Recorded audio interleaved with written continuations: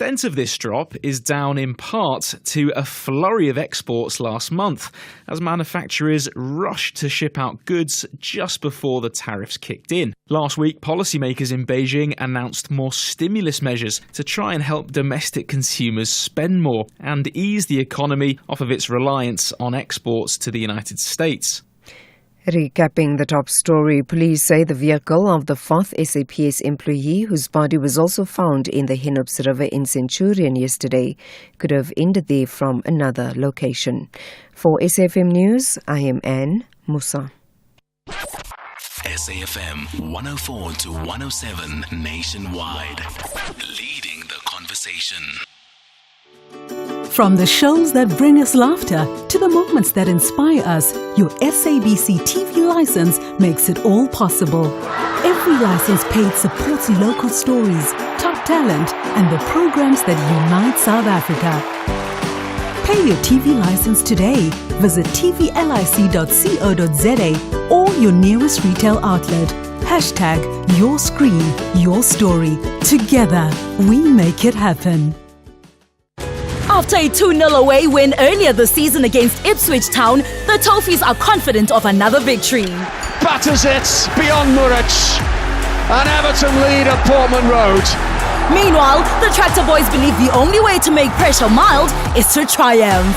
Far post is Ben Johnson, it's 2-0 Ipswich. What on earth is going on? This is the Premier League. Catch the superb clash between Everton FC and Ipswich Town FC this Saturday 3 May at 3:30 p.m. Streaming live on SABC Plus and S3. Proudly brought to you by SABC Sport. For the love of the game.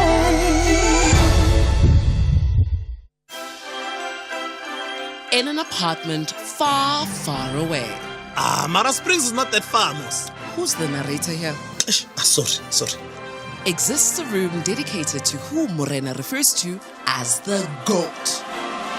From his very first soccer boots, right down to the shirt that he wore in his final World Cup, Morena has it all. Ask Morena anything about the GOAT, and the answer will roll off his tongue like second nature. Morena is not just obsessed. Morena is the GOAT's super fan. Who's really boy? It's me, super fan. Yeah, sure, boy. Tune in to Superfan Saturdays at 7:30 p.m. on S3 and watch contestants compete in challenges related to their favorite artists, ultimately lip-syncing to determine the ultimate superfan. S3.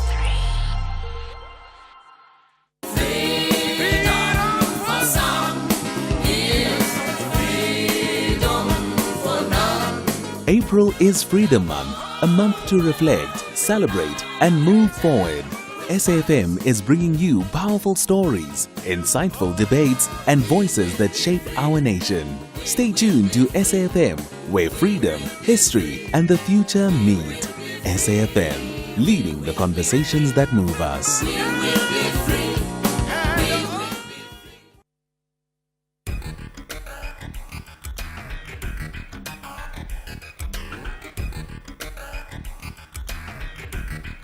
The Talking Point with Cathy Mohlahlana. Weekdays, 9 a.m. till midday. There is no doubt that the Black Consciousness movement was also inspired by the success of the Frelimo in Mozambique. I have passed this. One would therefore conclude that the Black Consciousness movement has a place in the annals of the history of the liberation struggles in Southern Africa, South Africa, and Africa in general. Black Consciousness ideals remain relevant and valid even today, as besides the noble goals of rescuing the pride and resolve of the black people, it was also a political philosophy that was and continues to be instrumental in mobilizing, galvanizing, and uniting people to attain a just society. a society in which different races live in an egalitarian setting, a society in which there is more solidarity amongst the people regardless of race, religious beliefs, and political orientation, a society in which all the people live in harmony, working together to address the imbalances inherited from the horrendous past. Black consciousness was never about one race, group of people dominating, exploiting, oppressing, and segregating other groups of race. We cannot never say, now it's our time to oppress the others. No.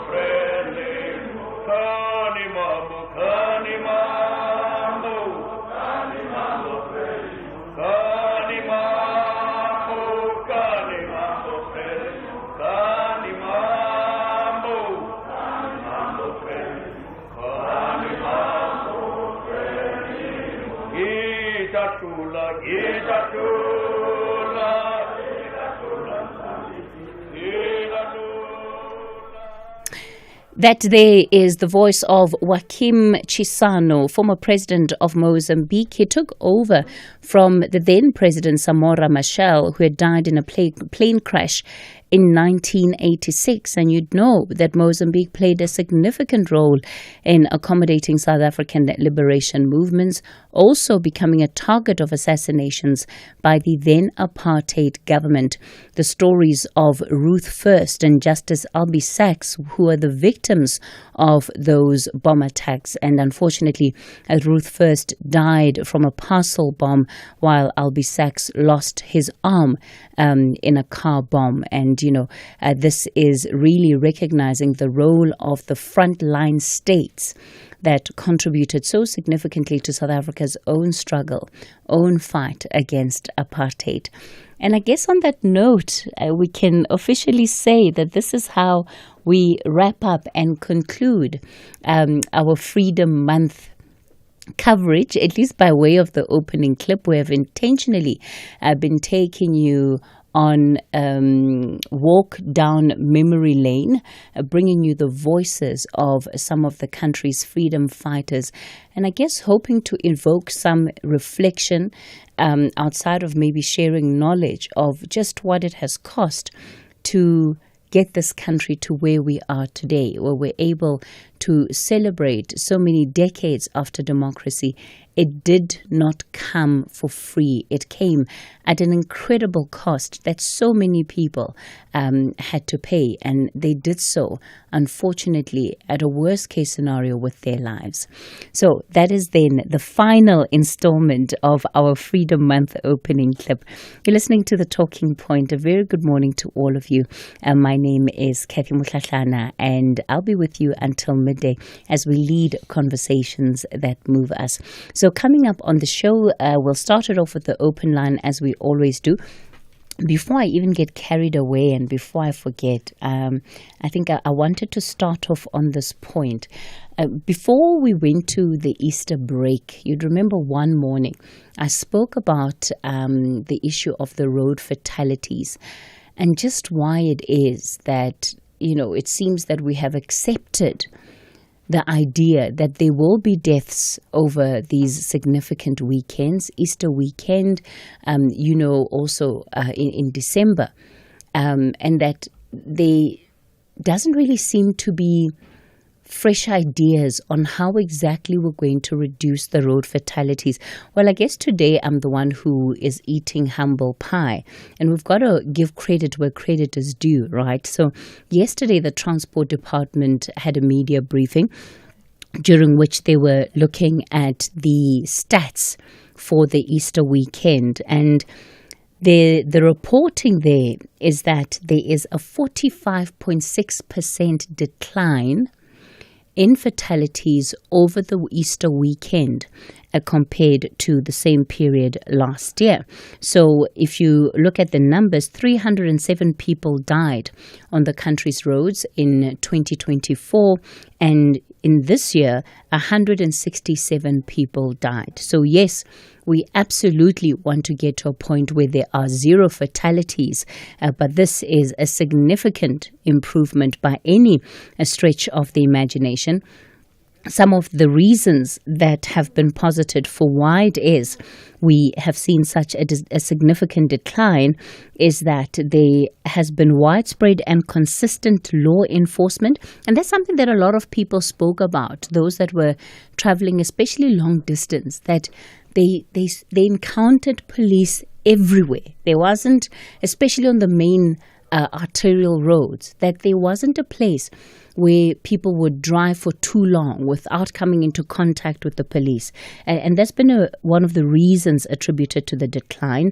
They've also spoken about coordinated action across different spheres of government, so making sure that everybody's getting involved.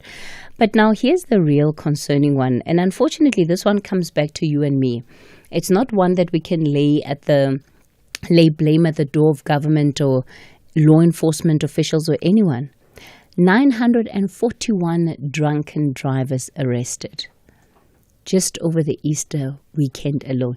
941 people driving drunk on the roads. And we need to have a serious conversation about that, because that's us. That's not anybody else. That's us. That's individuals sitting in their homes or maybe going out, having a good time, and then getting in their cars and driving. Why do we drive drunk? Why is it something that we do so easily, that we do so casually? Because it is ultimately this kind of behavior that drives up some of the accidents that we see on the country's roads. So kudos to the departments involved for having been able to record such a significant decline when it comes to the road fatality deaths. But absolutely, we need to continue working to ensure that that number is even lower than what it is. But I think that for this period, absolutely something worth recognizing and acknowledging. So coming up in the show then, for the second hour for Citizens Corner, we're going to be looking at the rights of minorities 31 years into democracy. We'll be joined by the Deputy Minister in the Presidency, Steve Litzike. And then the final hour of the show, we're going to be unpacking Parliament's new ethics code. It's now facing challenge in court.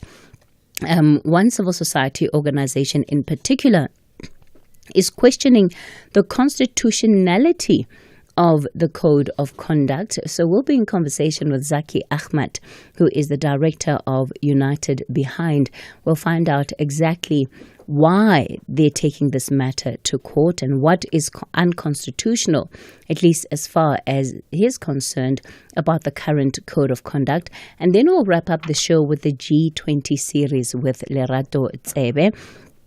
Of course, today is quite a significant day in Pretoria, the T20 high-level dialogue under the theme Strengthening African Agency in the G20 within the emerging global order is taking place. So Lerato is at that particular high-level dialogue, and she'll bring us the latest on the G20, at least in as far as the developments that have unfolded in the past week. So that's what's on your menu over the next 3 hours. Most importantly, of course, is the conversation that you and I have on a day-to-day. I'm looking forward to being part of that conversation. We'll also watch the briefing that is taking place by the Finance Minister, Enoch Godongwana. He's going to brief on where to now when it comes to the budget and the next step. So we'll keep a close eye and we'll bring you just a portion of that particular briefing, given just the significance of it, not only for the country, but also so that we understand what it means. There are, of course, concerns about whether or not we're going to be able to pass a budget in time and what the implications for that might be. So hopefully the minister will share some words that will bring not only assurance, but also encouragement to South Africans and clarity about where to from here on. So I'll be taking your calls. It is your national roundtable. You get to, of course, set the agenda. I'm taking your calls on 086 000 2032. That's 086 000 2032. On the WhatsApp voice note line 0614 104 107. It's the open line. Let's get talking. Meet Maria. Meet her family, the Ramirez. One wrong step and they will have you swimming with the fishes. Meet Amadeo, a trained lawyer and member of the rival business clan, the Mateus. The two fall in love and Maria's dreams of a happily ever after change when Madeo is murdered at their wedding. Their daughter, Jo, despises her mother's humble beginnings and will do anything to steal all of Maria's fortune. This is the world of Sweet Diva. Airs weekdays at 4:30 p.m. only on S3. Open up. What matters is still coming up. It's a massive football rivalry. It is one of the biggest football derbies in the world. Amakosi clashes with the Buccaneers at the Calabash. This is the Betway Premiership. Experience the Soweto Derby, Kaizer Chiefs versus Orlando Pirates on Saturday, 3 May at 2 p.m. Streaming live on SABC Plus and SABC 1. Then on SABC radio stations at 3 p.m. Proudly brought to you by SABC Sport. For the love of the game.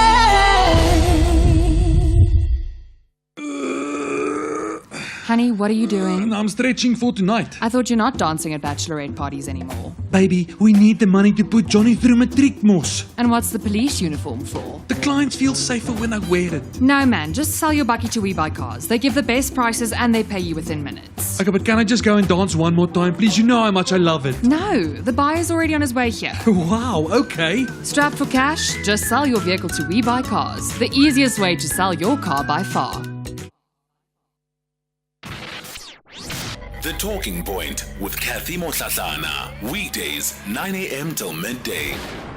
All right, so this morning we're going to start off in my hometown, Bulukwani. Martin, good morning. Oh, where did Martin go? It looks like Martin has just dropped on the line there. We'll try to get him back up. Janusz, you are in Cape Town. Good morning. Good morning, Cathy. I would like to talk about the fire in Cape Town. On my side, actually, Seashore, Noordhoek, up to the Table Mountain nearly.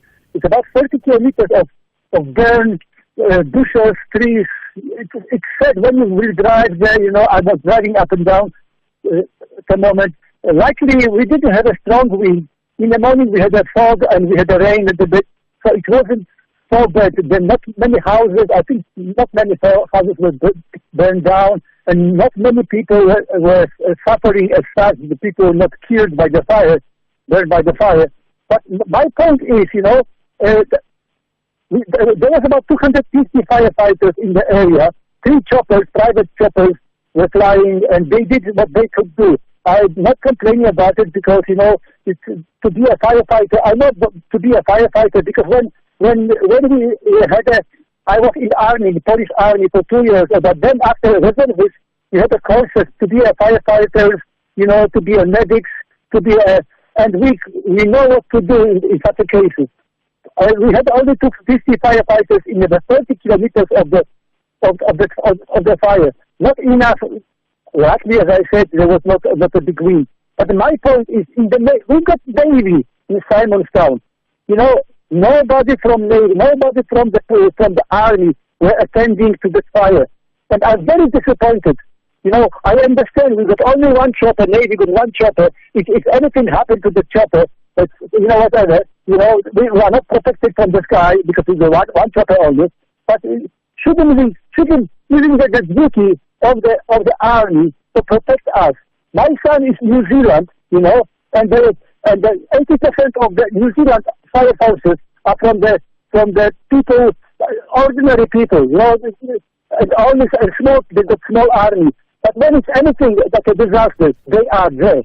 Janusz, do you not think that the army would have been deployed if the emergency services personnel responding to the fire felt that they needed to escalate it further. And look, I accept the point that you're making around the fact that just because there has been no loss of life, it doesn't mean that it has not been devastating for the city. 3,000 hectares of vegetation is no child's play. And of course, there have been people that were evacuated from their homes. But is it not a bit unfair to expect the army to have been deployed if there was no request or even no need for them to be there? You know, I can understand what you say. But fire is fire. If the strong wind, you need 1 hour or 2 hours to come down from such a strong force and start burning the houses. To mobilize the army in our country, you know how it long to take it. So at the moment when the fire started, the army should be ready for the action. And even before, we don't have to ask them for that.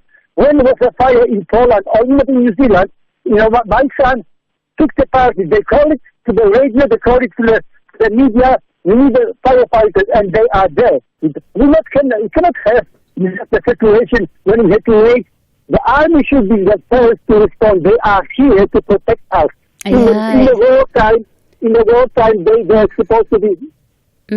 Janusz, I don't think I completely agree with you. You know, there's a reason why we have the 3 spheres of government in this country, and all of those spheres are legislated. So emergency services personnel at a local level are there for this particular reason. You know, they are the first responders. They are the ones that are first on site. And only when there's a sense that they don't have enough capacity will it be escalated to the next level. And often it might include perhaps getting reinforcement from other departments, as in emergency services that are not necessarily within a particular municipality. Only at the last end would you see the deployment of the army. And it also would apply depending on the category of disaster that one is dealing with. So to expect that every time there's a local emergency incident and the army must show up, I don't know how realistic that is. Hassan, you're in Johannesburg. Good morning. Cathy, I wanted to thank you for keeping Pan-Africanism alive. When I heard Joachim Chissano and the music that you gave there, I actually think about how under conditions against apartheid when we were living there, under racism, we had a greater connection to the sub-region than we have today. I mean, I now with my work and I try to connect, but I know it is not as popular as when we were resisting, when we needed allies and friends. So I think it was good what you did. But the African Charter on Human and People's Rights actually directs us, for the total liberation of the continent. And I think we have a lot of challenges ahead with this search for strategic minerals, critical minerals.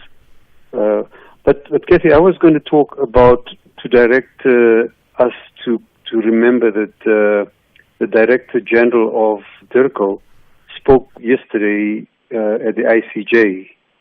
And basically, South Africa, it was the second day after the Palestinians have spoken, and he told the court about the continuing suffering, starving, displacement of Palestinians.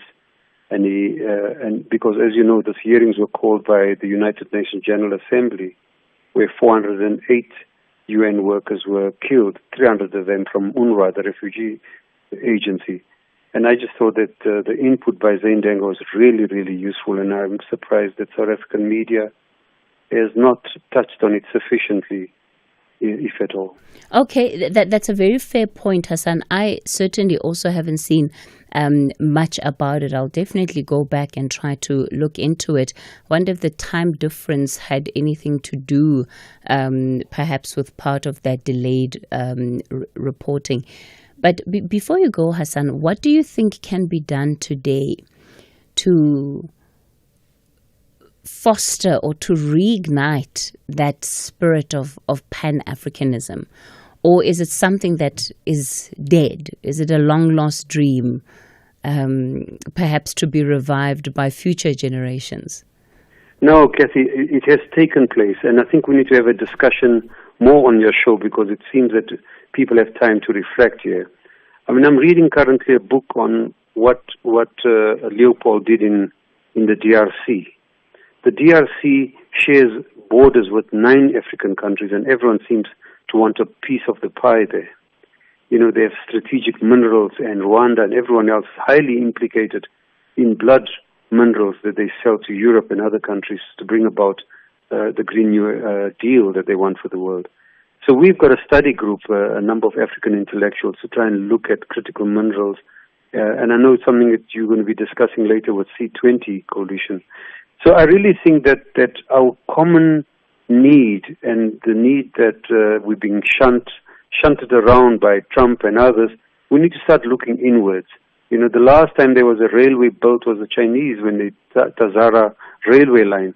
And there's nothing stopping us from having internal investment that develops our continent, but making sure that we don't override the rights of communities living in these areas, because everyone's going crazy about these new minerals, which is propelling us to look at African free trade agreements in it. But we know from, as you know, I've spoken on mining a lot here, from the experience of actually existing mining, if it means they're going to continue the same way without affirming the rights of poor people, then I think we are stuffed. Okay. But it's a good opportunity to think about Africa again.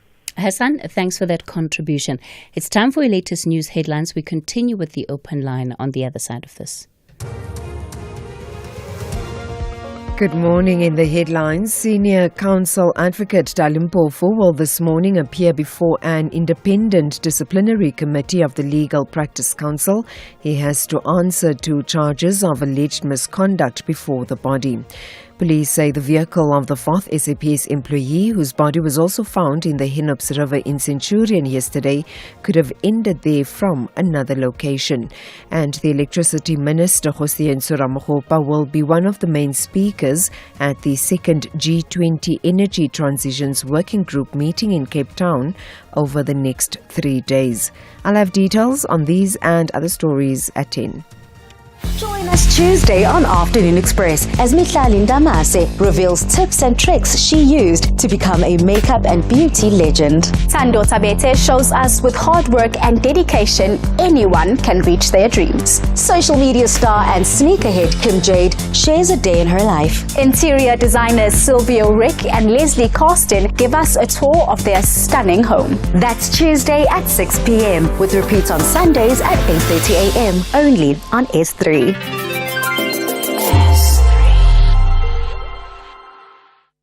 After a 2-0 away win earlier this season against Ipswich Town, the Toffees are confident of another victory. Batters it beyond Murrich, and Everton lead at Portman Road. Meanwhile, the Tractor Boys believe the only way to make pressure mild is to triumph. Far post is Ben Johnson, it's 2-0 Ipswich. What on earth is going on? This is the Premier League. Catch the superb clash between Everton FC and Ipswich Town FC. The Saturday 3 May at 3:30 p.m. Streaming live on SABC Plus and S3. Proudly brought to you by SABC Sport. For the love of the game. Ashraf Gada on SAFM. Has Ramaphosa said anything that for you stands out, keeping in mind the point you made? South Africa maybe doesn't need to punch above its weight, but certainly needs to punch at its weight, but to do that effectively. Yeah. Russia is clearly trying to, drag South Africa closer into its orbit. There's also China, and that's once again we're talking about within this BRICS grouping. I think by meeting with Zelensky, Ramaphosa is sending a very strong message that South Africa cannot be taken for granted. It is no one's, automatic ally or someone that you would expect to carry water for them. It will set its own foreign policy course. It will meet with whoever it wants, and I think that is to be commended. Peter Zalmayev, the director of the Eurasia Democracy Initiative.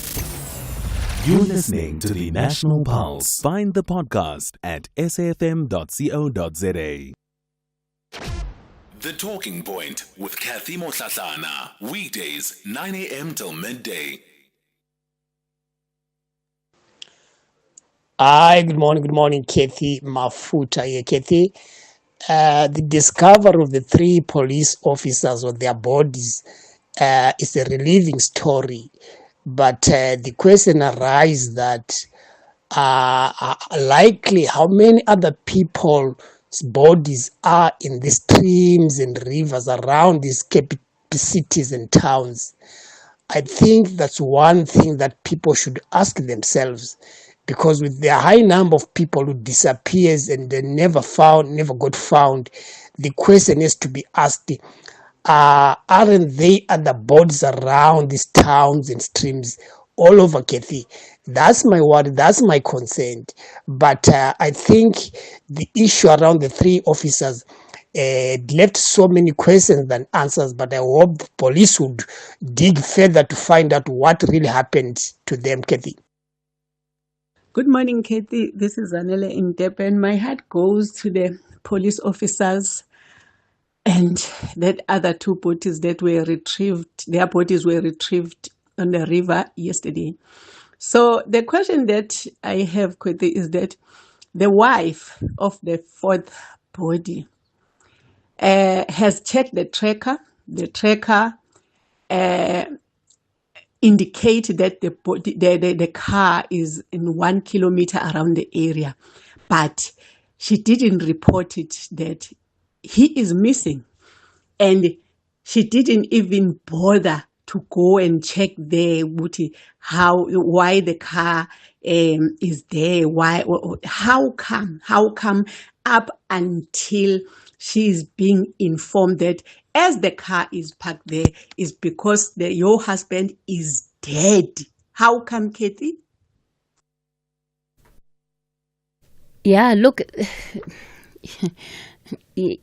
Zanele, I hear all of your questions. I think that perhaps the prudent thing to do in the moment, right, is to give the police an opportunity to investigate this matter further. You saw the heartbreak. I mean, last night I was absolutely glued to my TV screen, and I think that probably all of the TV channels, because I'm one of those viewers who switches between TV channels, but they all did such a good job of bringing us coverage from the scene of what was unfolding. And you could see the pain of the families. You could see just how difficult a moment this has been for them. So let's give them a chance to investigate. There's still too many questions that remain unanswered. But I must say that what Mafuta raised is something that I was thinking about. How many people are in river streams? How many bodies are in river streams of people that are not even being looked for?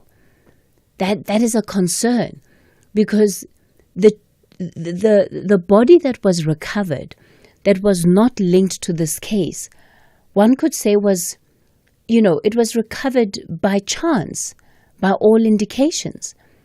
If this had not happened, that the body of that individual would still be in that water today.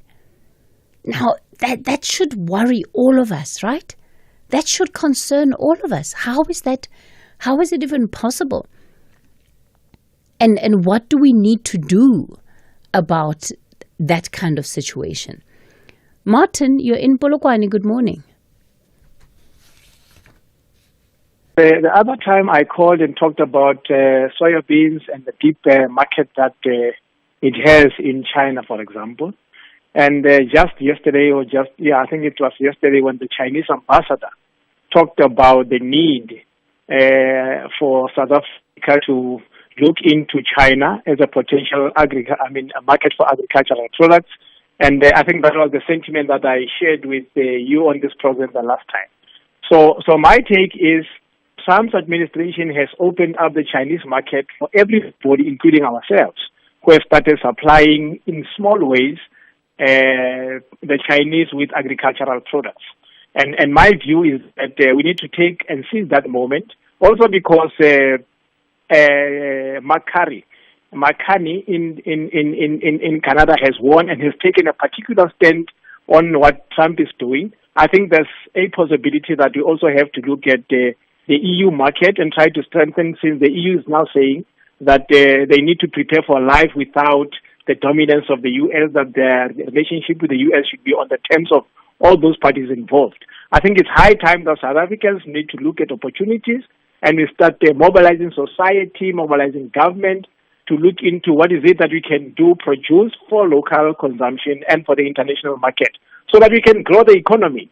I don't mind people complaining, but can we start looking at things that we can do to better ourselves economically and otherwise? Martin. So I think the Trump administration has thrown a lifeline to us, and it's an opportunity that if we miss, we will regret in future, because this is about what freedom is. Being able to economically develop out of your own conditions. You know, Martin, as you say that, there also has to be an acknowledgement that something like that doesn't happen on its own, right? Exactly. You need very coordinated efforts out of government. I mean, yesterday when we reflected on Burkina Faso and, President Traore's leadership there, their economy is growing at a level that at this point we can only dream. We can only dream of 4% GDP growth. And part of it has also been the investment in agriculture and helping people, giving people the tools that they need to make a success out of agri-business, regardless of what level they're at. And I think that we should be learning from countries like Burkina Faso and trying to understand how are they doing it that is leading to such quick successes. And in South Africa, Cathy, we have got an advantage that you've got structures like Grain SA, we have got an organized agricultural department, we've got systems. And certainly we need to take advantage of this, because, as you say, this may never happen again. There's a need for us to mobilize society in rural areas, in particular, those that have got pieces of land where they can produce whatever can be produced, so that it can augment whatever will be supplying to the international market, because the Chinese market is very deep. Okay. Martin, thanks for that contribution. Itumeleng, you're out in Kimberley. Good morning. Good morning, Cathy. Good morning to the listeners, Cathy. I just want to talk about unity. You wanted to talk about what, Itumeleng?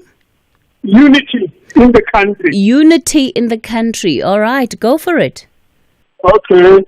Now, I heard the acting president talk about unity when he was addressing people during the Freedom Day celebrations. Now, that's what I've heard about him so many times, and it's a very important word. But what puzzles me is that, do they know what they're talking? Are they just dreaming? Or is there a strategy to really attain unity? We know what we will gain as a country if there's real unity. And then immediately I heard you talk about unity, and then my mind went back to when I was in the public service, where there was so much discrimination from the ANC-aligned unions against other people, but blacks were also suffering in that, because they felt they were the ones that were more favored, decisions to favor them as against other people. Now, how can there be unity when there's discrimination? And the ruling party didn't do anything to stop that kind of culture. That's what I want to talk about, because things got so bad to the extent that even the professor now, Somato Rasikweni, described it, the environment as being very toxic. So that's what worries me, that when we talk about unity, what are we talking about? What are we going to do about it? Yeah. Instead of sounding relevant on the day on the podium, it does not help us. You have to be serious. You have to go back and say, unity. What strategy can we have? Because we are not united in this country. Itumeleng, as you're speaking, I'm thinking about how much of the work that we need to do as a society to heal the divisions of our past, as the Constitution so beautifully puts it. That work has to begin in communities, right? And you sometimes don't get the sense that there is follow through to that level, because we have to be supporting community organizations. This is not sort of once-off events and then we talk unity and then we are unified and it goes on. This is the kind of work that needs intentionality, it needs consistency, it needs continuity in order for it to bring the kind of results that Itumeleng is talking about. Otherwise, we run the risk of continuously finding ourselves in these cycles because we're not doing the hard work of actually healing our country. And part of that healing is what will deal with the discrimination. Part of that healing is what will deal with the woundedness and the brokenness from our past, but also help confront some of the ills like racism and all the other isms that exist. Sizwe, you're in East London. Good morning. Cathy, what I wanted to talk about quickly, first of all, I wanted to talk about this minister, Cathy McKenzie. I wish in Jokbana because this is the call I've been calling SAFM and all other radio stations, that you guys need to invite this minister for a sit down, so that we can have an hour-long discussion with him and just allow us as artists, because this minister is destroying our industry. Now, if you might have noticed about this MGE saga that is happening, we normally make applications online. This minister made a call in December and extended up until January, that call. And those results were never issued out to the artist. Furthermore, he then issued a second call to say we must stop an online application, which is bizarre, and do a manual application. And then there's each and every province, there is only one station that they can submit physically. Imagine I'm staying in Eastern Cape. A person in Matatiela needs to travel with an artist, needs to travel with his application and submit it to Port Elizabeth. Over 1,000 kilometers away to where he stays. In terms of a return, how is that possible?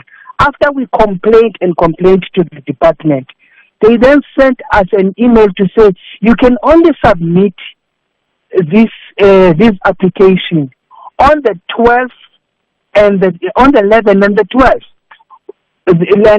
Use this email and submit it to on the 11th and the 12th, for all your applications in South Africa.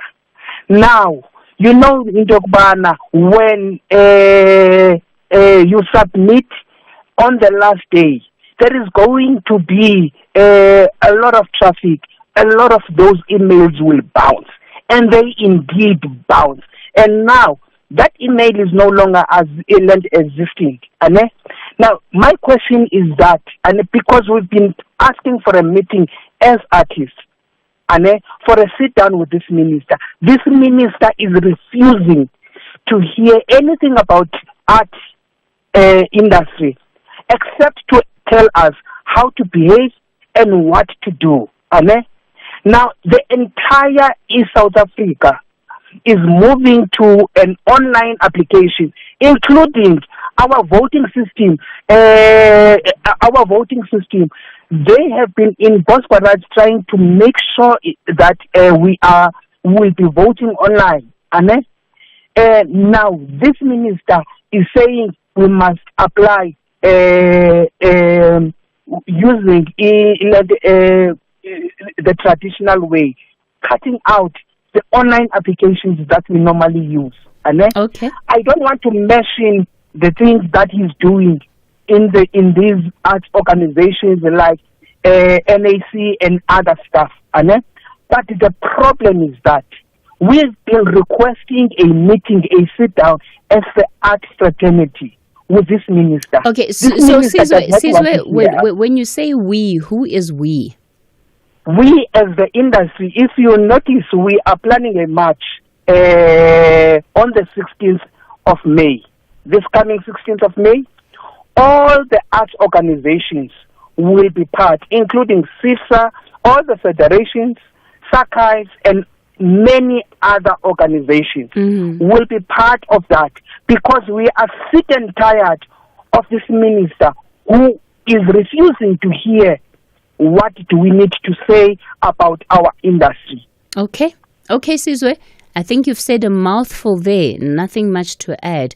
Sizwe is out in East London on the plight of artists and their move then to hold the minister accountable.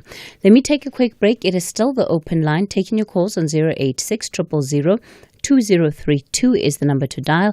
On the WhatsApp voice note line, 0614 104 107. Whether it is a CCMA referral, problems with a mechanic, or unfair blacklisting, Clientele legal plans are affordable, and you receive up to 670,000 rands worth of legal services per year.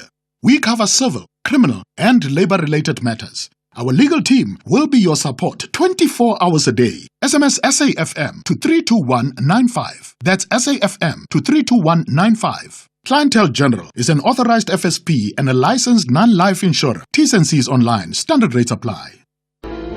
It's the catch of the season as our 3 madcap fishing fanatics are back, embarking on even a more exciting adventures across the globe.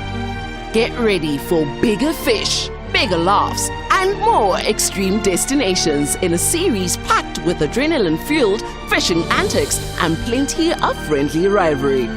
Fishing Impossible Season 2, Fridays at 10 p.m. only on S3. Open up.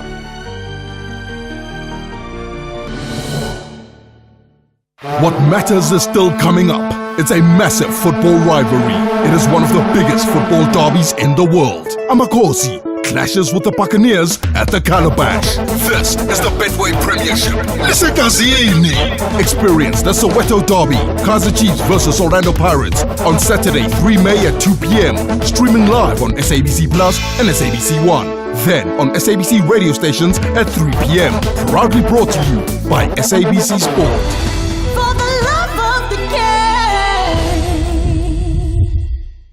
Hey gorgeous, want to keep your glam game strong and your bank account happy? It's time for big beauty savings at Dis-Chem.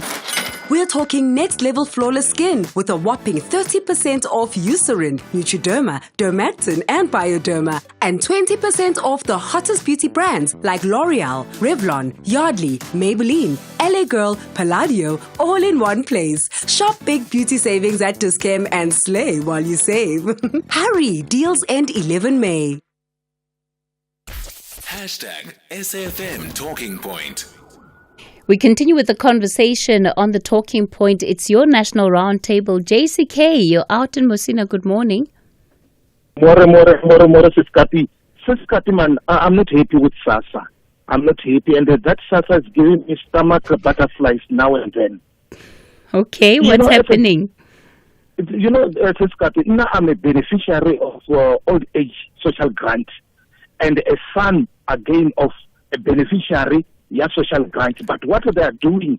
JCK, you are a beneficiary of the old age grant. Yeah. I would have never been able to tell. You're always so energetic and out and about. I don't believe you at all.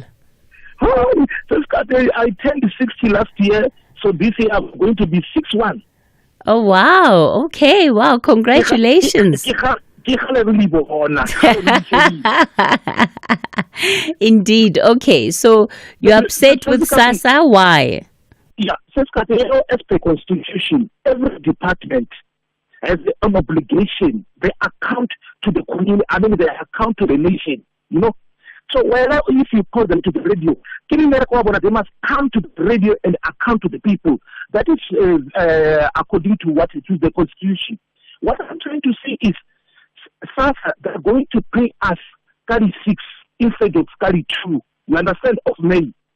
Tell me, then it's 4 days after now you understand? Marabona SASSA. If the pay day 25, they can, if it's sports on Saturday or Sunday, they can get paid on Friday. So what is happening with us? They don't care about us. What is happening? Maybe there is somebody between SASSA and the service provider who's making profit or interest if the money is in the bank. You understand? It might be that. What is holding them to pay us on the second?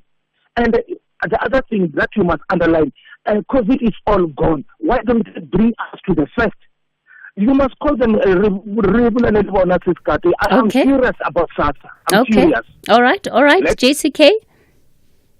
JCK out in Mosina, and he makes a good point. The 6th is quite, it's a bit far into the month, given the fact that people's obligations come through by probably the latest on the 3rd of the month. And so I can understand why JCK is upset about this. Charlie, you're in Koffiefontein. Good morning. Good morning, Cathy. Yes, man. I wanted to talk about the issue of the article that News 24 has published yesterday. There's a guy who calls himself Twatterbus.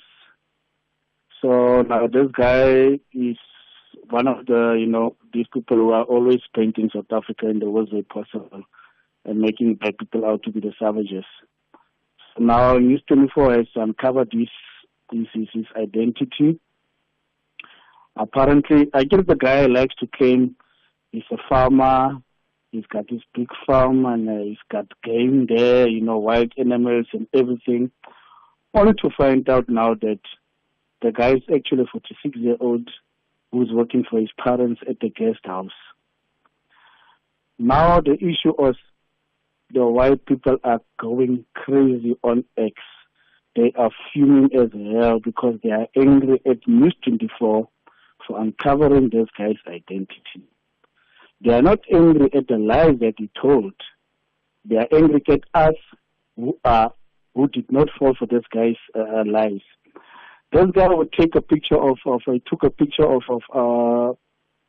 when Terblanche was killed, and he said no, his neighbor was killed. This happened about last week or 2 weeks back. This guy, it takes everything to paint South Africa in the worst way possible. His identity was revealed. Now, whites are they are planning to set up a GoFundMe account so that they can now sue News 24.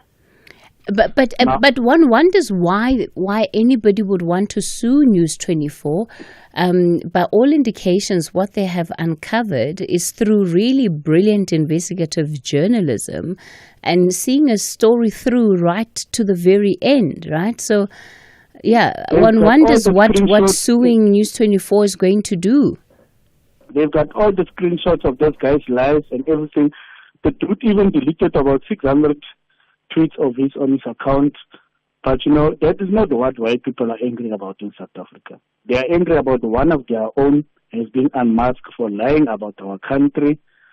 Elon Musk was one of the people who retweeted his lies and bile. And then that's, I think, one of these things that they are just like after from, talking about the one genocide, people's property were being taken without compensation, whites are being oppressed in this things like that. Okay. Yes. Okay, so Charlie. Okay, Charlie. Okay, let's leave it there. Charlie out in Koffiefontein. It really is a brilliant expose by News 24 if you have missed it. And I guess also emphasizing how an account like that is spreading disinformation, misinformation, and lies, downright lies in such instances, was given credibility by somebody like Elon Musk because of how much he retweeted it, right? And it goes back to that conversation around protections, especially on social media. How do we safeguard platforms of that nature from widespread misinformation. Mutibangu in Florida will wrap it up with you this morning. Hello. Hello, Cathy. I just want to talk quickly about what's happening in our country, like the policemen found in the river and what have you, their bodies, and a whole lot more. Now, I heard that the EFF is planning to vote to bring up a motion of no confidence against the president. Now, my take is this. They should first of all use their numbers to vote in parliament and bring back death penalty, and thereafter going to pursue all those who were the ministers in the ANC, the presidents, whoever was in the government since 1994, and execute all of them for failing us so dismally. That's my take, and I'm entitled to my opinion. I'm entitled to my opinion, and I have the freedom of speech and expression, Cathy. As long as I don't use insults and vulgar language, you should let me alone, okay?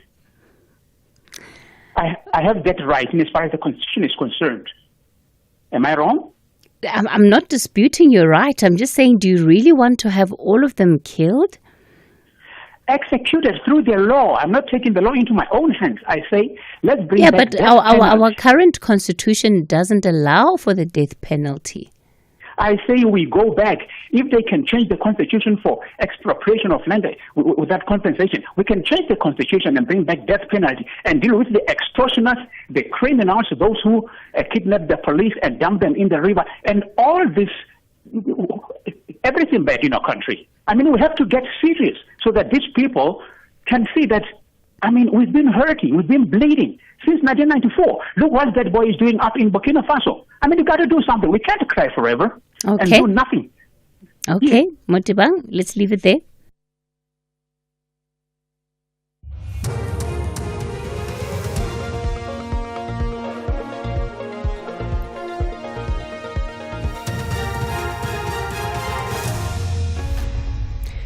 In our top stories, Mpofu to appear before LPC Commission over alleged misconduct and an update on the deceased police officers. Good morning. Senior Counsel Advocate Dali Mpofu will this morning appear before an independent disciplinary committee of the Legal Practice Council. He has to answer to charges of alleged misconduct before the body, which he is mandated to set norms and standards as well as regulate the professional conduct of legal practitioners. Kenny Mapanga reports. Advocate Dali Mpofu SC is facing 7 charges relating to allegations of breaching the code and bringing the legal profession into disrepute. If he is found guilty, the consequences could be as serious as being struck from the role of advocates. Mpofu has described the charges as quote-unquote frivolous and completely unsustainable. Police say the vehicle of the 4th SAPS employee, whose body was also found in the Henops River in Centurion yesterday, could have ended there from another location. A search for the 3 police constables who went missing last week led to the discovery of 2 more bodies. The 5th body of an unknown woman was found in a decomposed state. National Police Commissioner Fanny Masimula.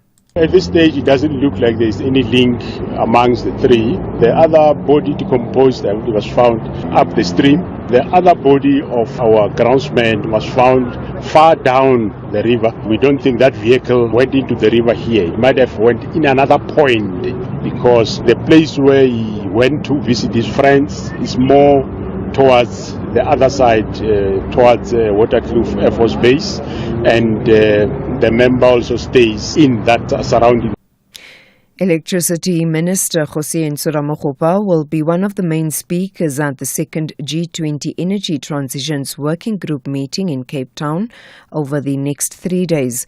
The aim of the meeting is to bring together industry role players from across the world. Celine Merrington reports. Key focus areas of recent G20 presidencies include just energy transitions by Indonesia in 2022, green innovation and South-South cooperation in 2023 by India, During its presidency, South Africa's priorities will include energy security and affordable, reliable access, and just, affordable, and inclusive energy transitions. This week, Ramaphosa will be the keynote speaker at the events with the themes the role of nuclear in clean energy and energy efficiency and affordability. Gauteng Roads and Transport MEC Kidibone Diale Tlhabela says traffic officers will remain vigilant after Minister Barbara Creecy released the 2025 road fatality figures yesterday. The figures show a 32% overall decline nationwide. Gauteng recorded a significant reduction from 52 fatalities in 2024 to 22 in 2025. The MEC says road safety education and awareness campaigns will continue across the province. She says focus will be on Garankuwa in northern Pretoria today. Lisiba Mpia is the MEC's spokesperson. The MEC still believes that through collaborative efforts by all stakeholders, there can still be an achievement of day zero of all road carnages and fatalities in Gauteng. MEC further appreciates the efforts that has been put in by all law enforcement agencies who participated in the road safety campaign themed Itomagawena, from RTMC, the Department of Community Safety in Gauteng, to all Metro Police departments. And finally, Mexico's Attorney General says there's no evidence to support a claim that a ranch in Jalisco state was a drug cartel extermination camp and cremation site. Last month, an activist group said it had discovered human remains, piles of clothes and weapons at the ranch. The BBC's Will Grant has the details. There is not a single piece of evidence which supports that, said Alejandro Gertz, in an advance of his office's findings about the ranch. The only evidence of fires found at the site by the forensic teams were of small bonfires, he said, and none of them capable of generating the more than 200 degrees Celsius needed to dispose of human tissue and bone. Furthermore, Mr. Gertz said that only a handful of bone fragments had been discovered and they were not recent. The case has shone fresh light on the tens of thousands of missing people in Mexico and their families' plight in trying to locate them. Recapping the top story, Senior Counsel Advocate Dalia Mpofu will this morning appear before an independent disciplinary committee of the Legal Practice Council. For SAFM News, I am Anne Musa. SAFM 104 to 107 nationwide. Leading the conversation. Everyone who has speak conference is speaking as if it's a victory that is a product of their agreement of 30 days to seek alternatives. Doesn't include any alternative revenue generation mechanism proposals by any political party, because the Minister of Finance says that the VAT hikes are going to be offset by expenditure cuts. And that's reaction from the EFF, their spokesperson there, Sina Tambo. We joined on the line by economist Klanti Pai. More improvements now have to come to the other parties who seem to have better ideas, because it's difficult to see how the minister now sort of, changes unless we are going to face new kinds of discussions and debates around how we reduce expenditure. Update at noon with Sakina Kamwendo, midday to 1 p.m. He called himself a king. Others call him dangerous. Andrew Tate, the man who groomed the world. The shocking documentary that uncovers how one man built an empire of influence and manipulation. From viral videos to global headlines, discover the truth behind the persona and the impact on millions of young minds. Andrew Tate, the man who groomed the world. Thursday, the 1st of May at 10 p.m. on S3. Open up. It takes a while before these arch rivals meet in the final. But when they do, everything stops. Nabi is confident to delight the Amakosi fans. If the fans love Kaiser Chiefs, automatically love Nabi. While the back-to-back victor, Rivero, chases the third consecutive title. Whenever it's time to go, we're going with the intention to be competitive, to try to be better than the opponent. This is the Nedbank Cup final. Witness the Soweto Derby.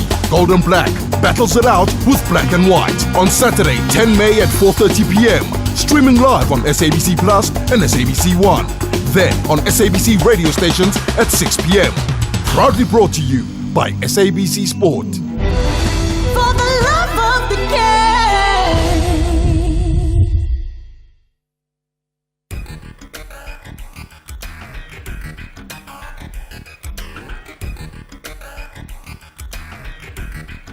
The Talking Point with Cathy Mohlahlana. Weekdays, 9 a.m. till midday. It's 10 after 10 o'clock. Welcome to the second hour of The Talking Point. Coming up in this hour, for Citizens Corner, we're going to be looking at the rights of minorities or minority groups in South Africa 30 years into democracy. Steve Litzige is the Deputy Minister in the Presidency responsible for women, youth and people with disabilities. Will be having that conversation soon. Before we get into it, however, just some of your WhatsApp voice notes from the open line. Tell GCK that GCK is a boy. I always listen to him when he calls or when he sends the voice note. I couldn't believe it when he said he's 60. He's sounding 40, man. He's sounding 40, 45, somewhere there. He's so powerful, so energetic. Good morning, Cathy. I'm speaking to Manzini from Ekukuletu. I like it when the caller says Ane. I'm not trying to make fun, but I really liked it. Thank you. Hi, Cathy. Bantum Chiselwa here. The caller who was talking about the issue of Mzansi Golden Economy and the Minister of Arts and Culture, there's so much I can say about the minister, but I choose not to. But the department is really, I don't know if anyone knows what they're doing there. They isolated non-profit companies on the first call of the funding, saying that they need to have an NPO status, which is not true according to the legal framework of founding a non-profit organization or non-profit company in the country. So there's so much happening in the Department of Sports, Arts and Culture that needs to be looked at. Morning, Cathy. I'm a first-time caller. My name is Lizette. I'm listening to your radio station every day. It's heartbroken, those police officers. The one guy was working with my daughter when he was still at SA Truck Bodies before he went to the police. But it's sad. I'm just thinking about the families and just pray for strength for them. And you must have a nice day. Thanks, Cathy. Bye. Hi, Cathy. This is KM. Crime in South Africa is really worrisome. Cathy, during that time of the regime of apartheid, there were police who were patrolling along the rivers using some horses, patrolling along the rivers, the dams, the railway lines. There at the farms, the soldiers were there patrolling. We asked ourselves now, whenever this new democracy went in, what happened to those structures? What happened to those people, those police? We don't see them. We don't see them. Everything is quiet in this country, but crime is happening. Crime is happening immensely. People are being killed here in South Africa. Thank you very much. Good morning, Cathy, and everyone in the studio, and the listeners. Good morning. This is John here from Menenberg. Cathy, South Africa, the crime rate here, I don't know what to say anymore, but you see here where I live, here in Menenberg, the gangsters. Now for the last 2 weeks, I think about 7 or 8 youngsters were killed, and it's not even news anymore. Like, nobody worries about it. It don't even reach the news. As I say, about 7 of them maybe got killed already. If you want to, you can maybe phone the SAPS here in Menenberg and ask them how many killings were here in Menenberg for the last 2 weeks. I think you will be surprised. But as I say, there's no end to it, and the gangsters is just doing whatever they want to here. Thanks, bye. Very, very good morning, Sis Kev. It's Angela here in Claxton. What a day to kick off. Let me just say, Kani Mambu Frelimu. Kani Mambu Frelimu. Kani Mambu Frelimu. Kani Mambu Frelimu. Just remembering my late president, Samora Moses Machel. He was a great man, the man who fought very much against the apartheid. And there's a lately that it has been remembered about him because most of his speech against apartheid was spoken in Portuguese. So I think we need a translator and also keep promoting him about what he did in fighting apartheid because Mozambique as a country has fought a lot against the former apartheid government. Thank you. Cathy Mohlahlana on SAFM. Marawai, why did you think you could change your tire when you've never even changed a light bulb successfully? Marawai, why not switch to Santam and get 24/7 roadside assistance to get you moving again? Choose the insurer with cover options that suit your needs. Call 0860 444 444 or SMS cover to 36101. Santam. This is freedom. Santam is an authorized FSP, a licensed non-life insurer and controlling company for its group companies. If you're active on social media and love SAFM, we hope you'll take a moment to like or follow our SAFM page on Facebook and Twitter. These are the best places to find all the guest information, conversations, and stories you love from your favorite presenters, along with regular updates from SABC News.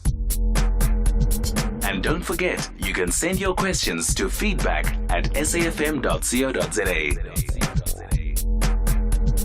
SAFM, leading the conversation. #SAFM Talking Point. Well, we continue the conversation on the talking point for Citizens Corner today, looking at the rights of minorities. 31 years into democracy, where are we? Steve Litsike is the Deputy Minister in the Presidency responsible for women, youth and people with disabilities. Steve, good morning to you. Thank you so much for making time for this conversation. Kathy, good morning to you and to the listeners of SAFM. Thank you so much for the invitation. A good point, I think, for us to start our conversation, Steve, is that you, of course, will be known to many South Africans as somebody who has been an activist for many, many years at the forefront of many struggles, whether it is around the LGBTIQ plus community, whether it is around HIV/AIDS. You have been among those that has really led from the front. Now tell me, Steve, how has your being the Deputy Minister how has that affected your activism and just the experience? Because we're used to you on the other side, and I think you understand my question, right? Yeah. No, Kathy, I do. Certainly, I do understand your question. I think, one has been politically involved in the forefront in the struggle because the idea here and the ideology that liberation matters for people and the human rights and, access to justice and equality has been the center. One would also appreciate that, I have been in the ANC and I've been in the trenches of the ANC as a member, as a volunteer. And, when you actually go to Parliament and when you go into the administration, it's by virtue of being appointed within your own political home. So it was not just a kind of automatic. You would understand that I serve in the National Executive Committee of the organization. But your question that fundamentally speaks around the transition from non-governmental work to a governmental aspect. And I believe, my activism in the civil society continues in what President Ramaphosa has called for. We need an activist government. And that's what for me, I believe in those principles. I believe in the work of government that must serve its people administratively and on time, and that's what I bring to the table. So effectively, part of what you're saying is that being part of government is not in any way going to reduce your voice, reduce the way in which you have been, I think, speaking around some of these issues, but also pushing for change on some of these platforms. No doubt, Cathy. It's 8 months into this work since the appointment, and one must appreciate that, one's voice has not been silenced. Yes, you follow through the processes and speak to the government's position, but the government's position is also the constitution that needs to be protected. And part of it is to make sure that both in organizing the citizens and the administration, it must live to the aspiration of our constitution. And you cannot undermine the oath you take that speaks to the reality of conscientiously applying and protecting the constitution. So I don't believe in being silenced, neither being in government or even outside government. Let's talk then about your own reflections of the rights of minority groups in South Africa. I mean, one of the things that makes our constitution very special, or even the constitution and the makeup of our parliament, is that South Africa has been very intentional about making sure that those that form part of minority groups are represented, that they do have a voice. But I wonder to what extent this has actually taken place, at least, when we look at what was envisaged versus what we deal with, the reality of what we deal with today. Indeed, one may have to take the reflection from an intersectional point. That our life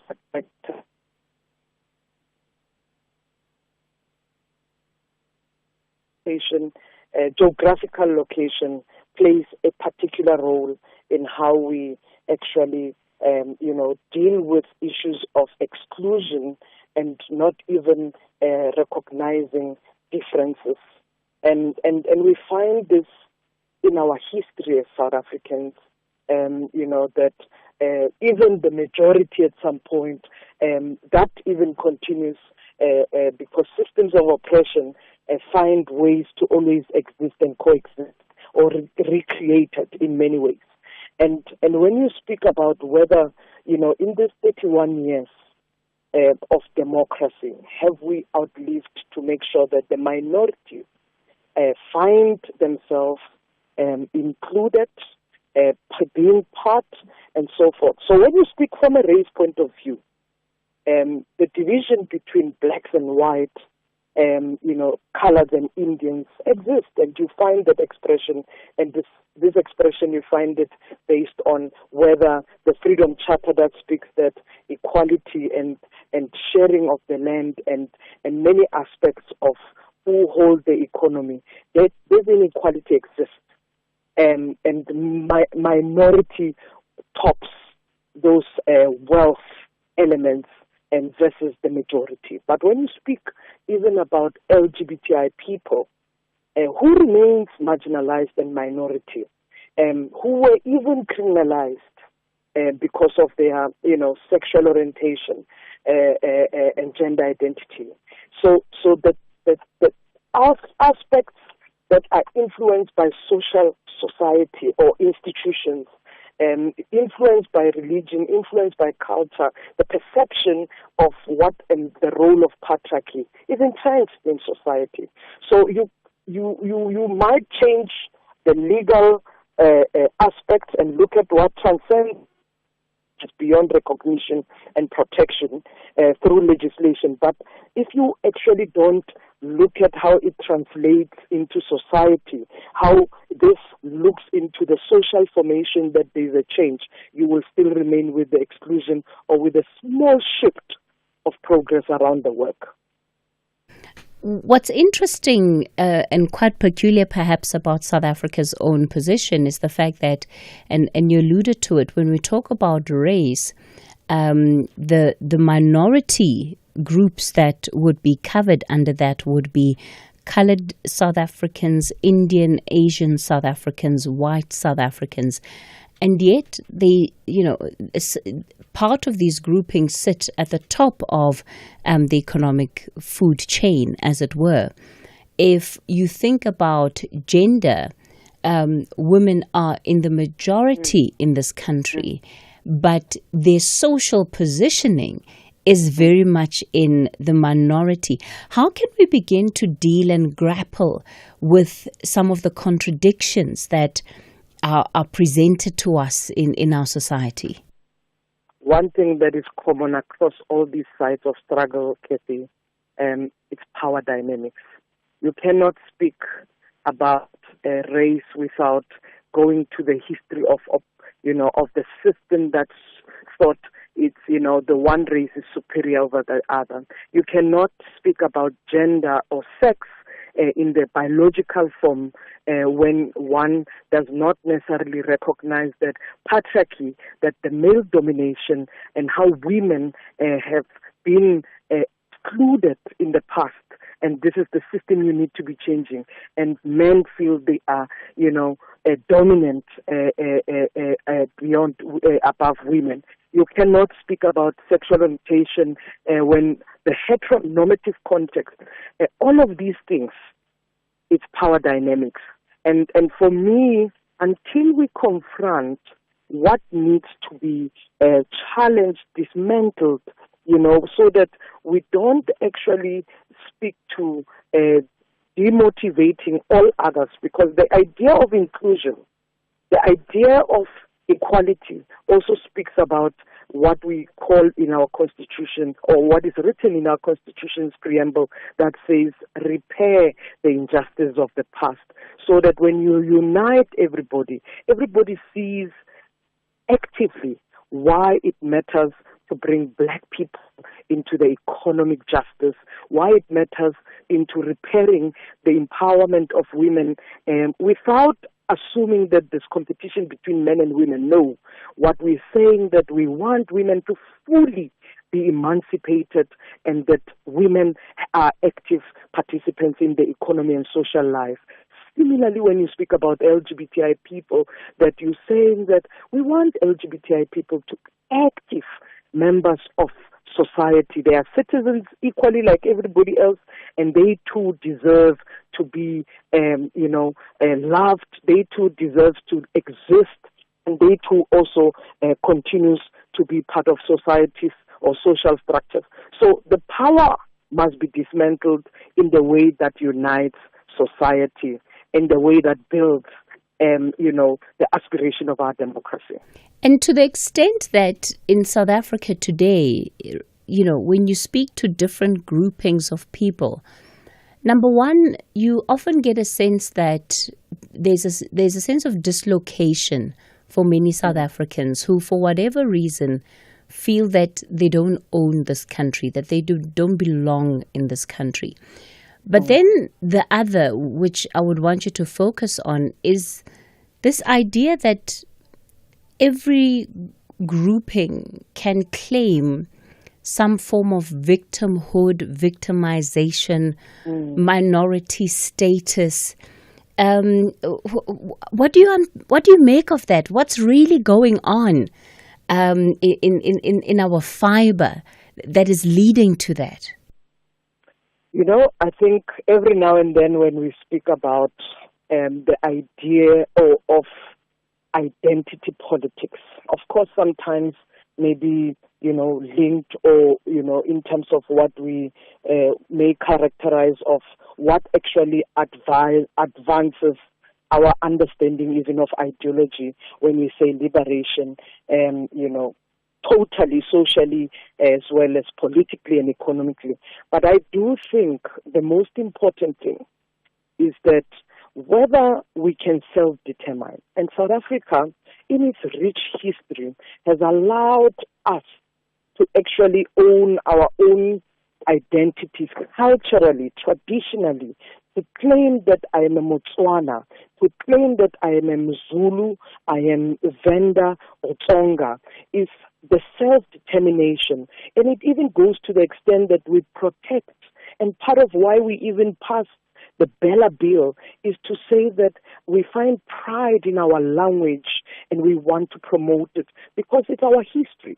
So we cannot say when it comes to race or when it comes to sexual orientation, we want to minimize the context of self-determination or bodily integrity. But when it comes to language and culture, we want to promote it as higher. No. All the sides of struggle of our identity are critical. And we, as South Africans, are diverse in the manner that allows us to own our identities. And when our identities are devalued and are characterized to balance others or undermine others over the other, it's when we start to interrogate and question. And I think that is part of our democracy, that is part of our system that actually seeks to liberate and ensure freedom. The word freedom must never be taken lightly. This freedom has been fought for because we seek equality. And South Africa and its rich history allows us to do that. And I think we can acknowledge and embrace and also appreciate each other when we see each other through our existence in humanity, even within our own diversity. Okay. We're going to continue the conversation with Steve Litsike, the Deputy Minister in the Presidency responsible for women, youth and people with disabilities. And we'll focus in then more on what the department or what she's doing through the department to also ensure that these rights of minorities are protected. It's time for your latest 10:30 news headlines. Good morning. In the headlines, the Jocelyn Smith kidnapping case has resumed in the Western Cape High Court sitting in Saldanha Bay. Yesterday, the lawyer representing one of the accused, Jacqueline Paulus, argued that the state was basing its case on the evidence of its witness, Laurentia Lombard. Senior counsel advocate Dalim Mpofu will this morning appear before an independent disciplinary committee of the Legal Practice Council. He has to answer to charges of alleged misconduct before the body. And 14 people, including 2 children, have been killed in a massive fire at a hotel in the eastern Indian state of West Bengal. Details on these and other stories at 11. Taking a look at your markets this morning, the rand is currently trading at 18 rand 58 to the dollar, 24 rand 85 to the pound, and 21 rand 13 to the euro. Markets in Asia were mixed at the closing bell, the JSE mainly higher during mid-morning trade. Markets in Europe are currently in positive territory. Gold is trading at $3,310, platinum $972 per ounce. The price of Brent crude oil is at $63.47 a barrel. Whether it is a CCMA referral, problems with a mechanic, or unfair blacklisting, Clientele legal plans are affordable, and you receive up to 670,000 rands worth of legal services per year. We cover civil, criminal, and labor-related matters. Our legal team will be your support 24 hours a day. SMS SAFM to 32195. That's SAFM to 32195. Clientele General is an authorized FSP and a licensed non-life insurer. T's and C's online. Standard rates apply. Join us Tuesday on Afternoon Express as Mohlahlana Damase reveals tips and tricks she used to become a makeup and beauty legend. Tando Tabete shows us with hard work and dedication, anyone can reach their dreams. Social media star and sneakerhead Kim Jade shares a day in her life. Interior designers Silvio Rick and Leslie Carsten give us a tour of their stunning home. That's Tuesday at 6 p.m. with repeats on Sundays at 8:30 a.m. only on S3.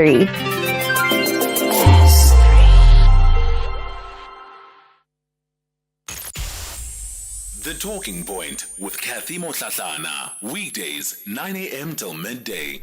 We continue the conversation on the Talking Point. Steve Litsike is our guest this morning, the Deputy Minister in the Presidency responsible for women, youth and people with disabilities. Of course, I'll also be taking some of your contributions to this conversation a little later in the hour. The number to use 086 000 2032. That's for our studio line.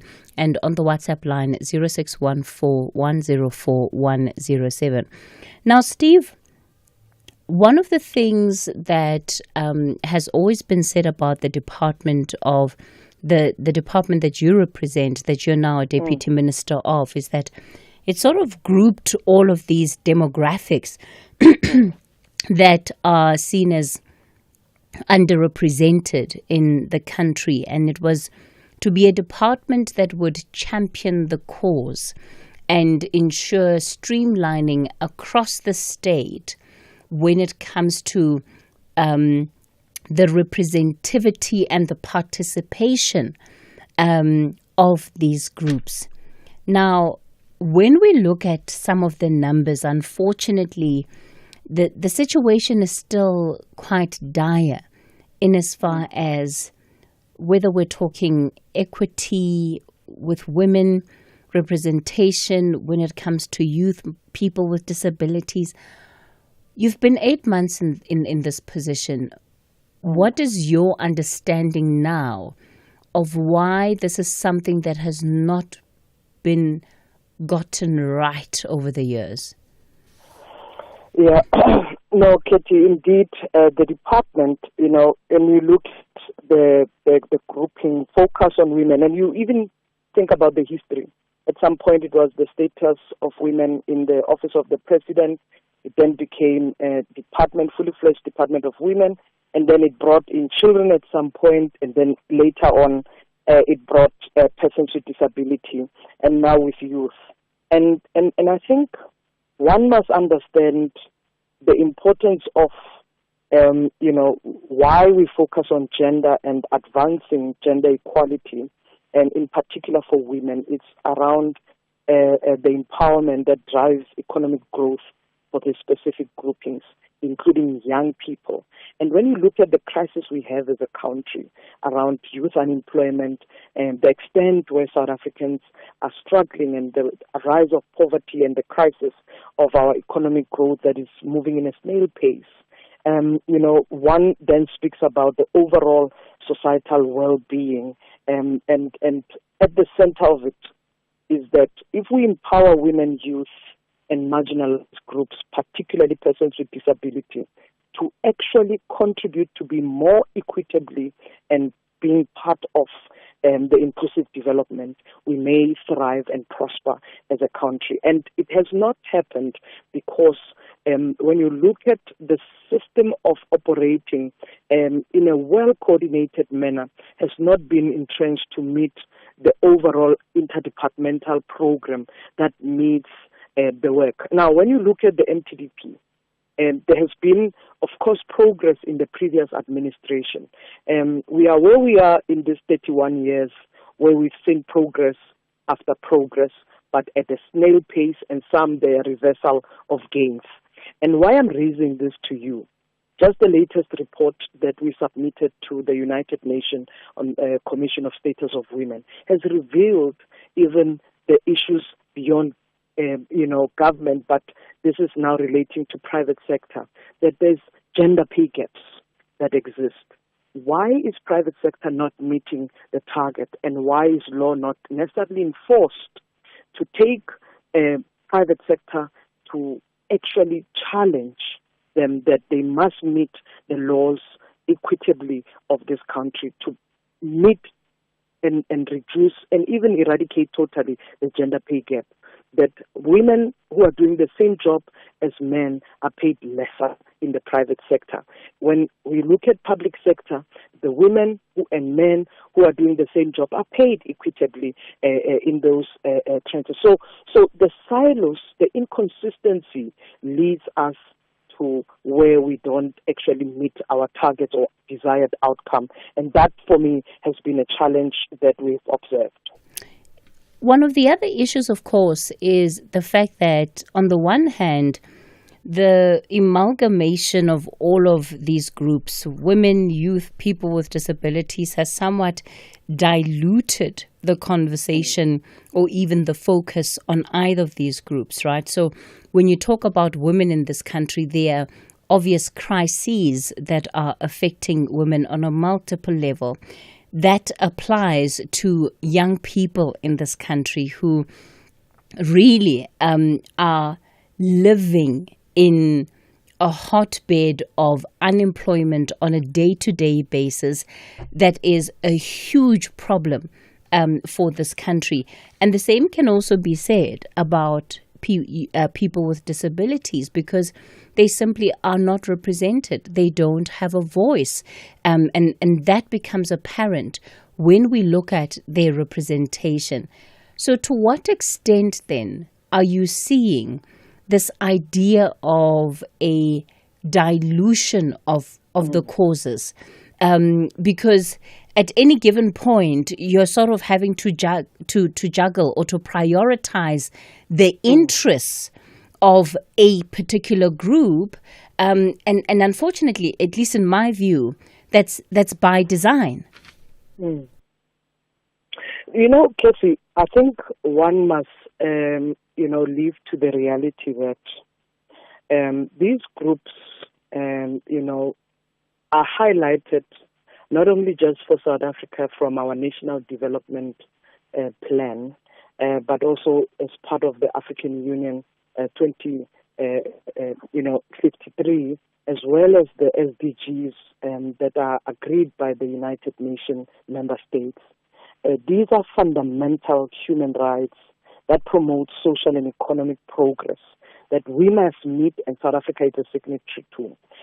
But also, that also helps us to project what the future looks like, because when you actually speak about the reality of women, youth, and marginalized groups, you actually you actually would reach the future, a sustainable future for that.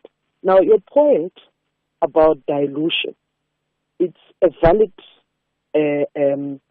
perspective to look into. But what would dilution look like if at all you speak around what investment goes to development and what is essential in addressing a number of critical issues when you relate to poverty reduction, education, health, and economic growth?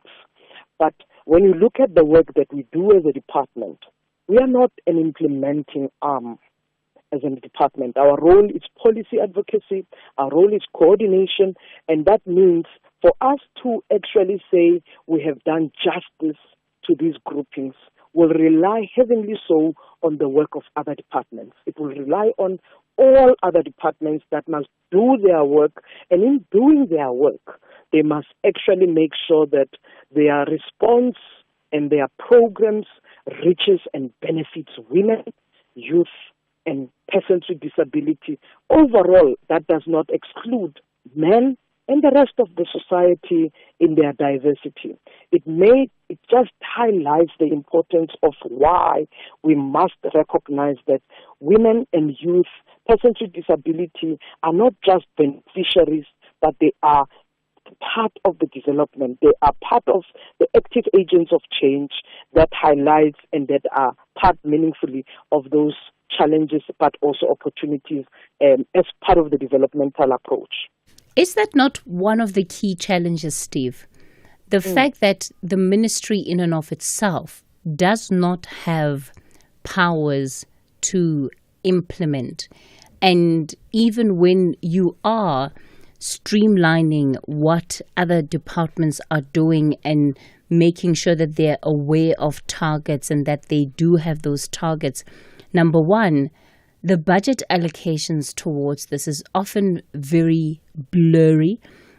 We can use even just the issue of gender-based violence as an example. When we look at the National Strategic Framework and some of the deliverables under there, it's still very difficult for the government to date to quantify what it is that departments have done as part of the state's fight against gender-based violence. And I would argue that the same applies to women, youth, and people with disabilities. So, yes, you have these targets, but outside of being able to just administer and, play nice with other departments and hope that they do what you strongly encourage them to do, there's not much else beyond that, because you don't even have a budget that speaks to the implementation of why you exist in the first place.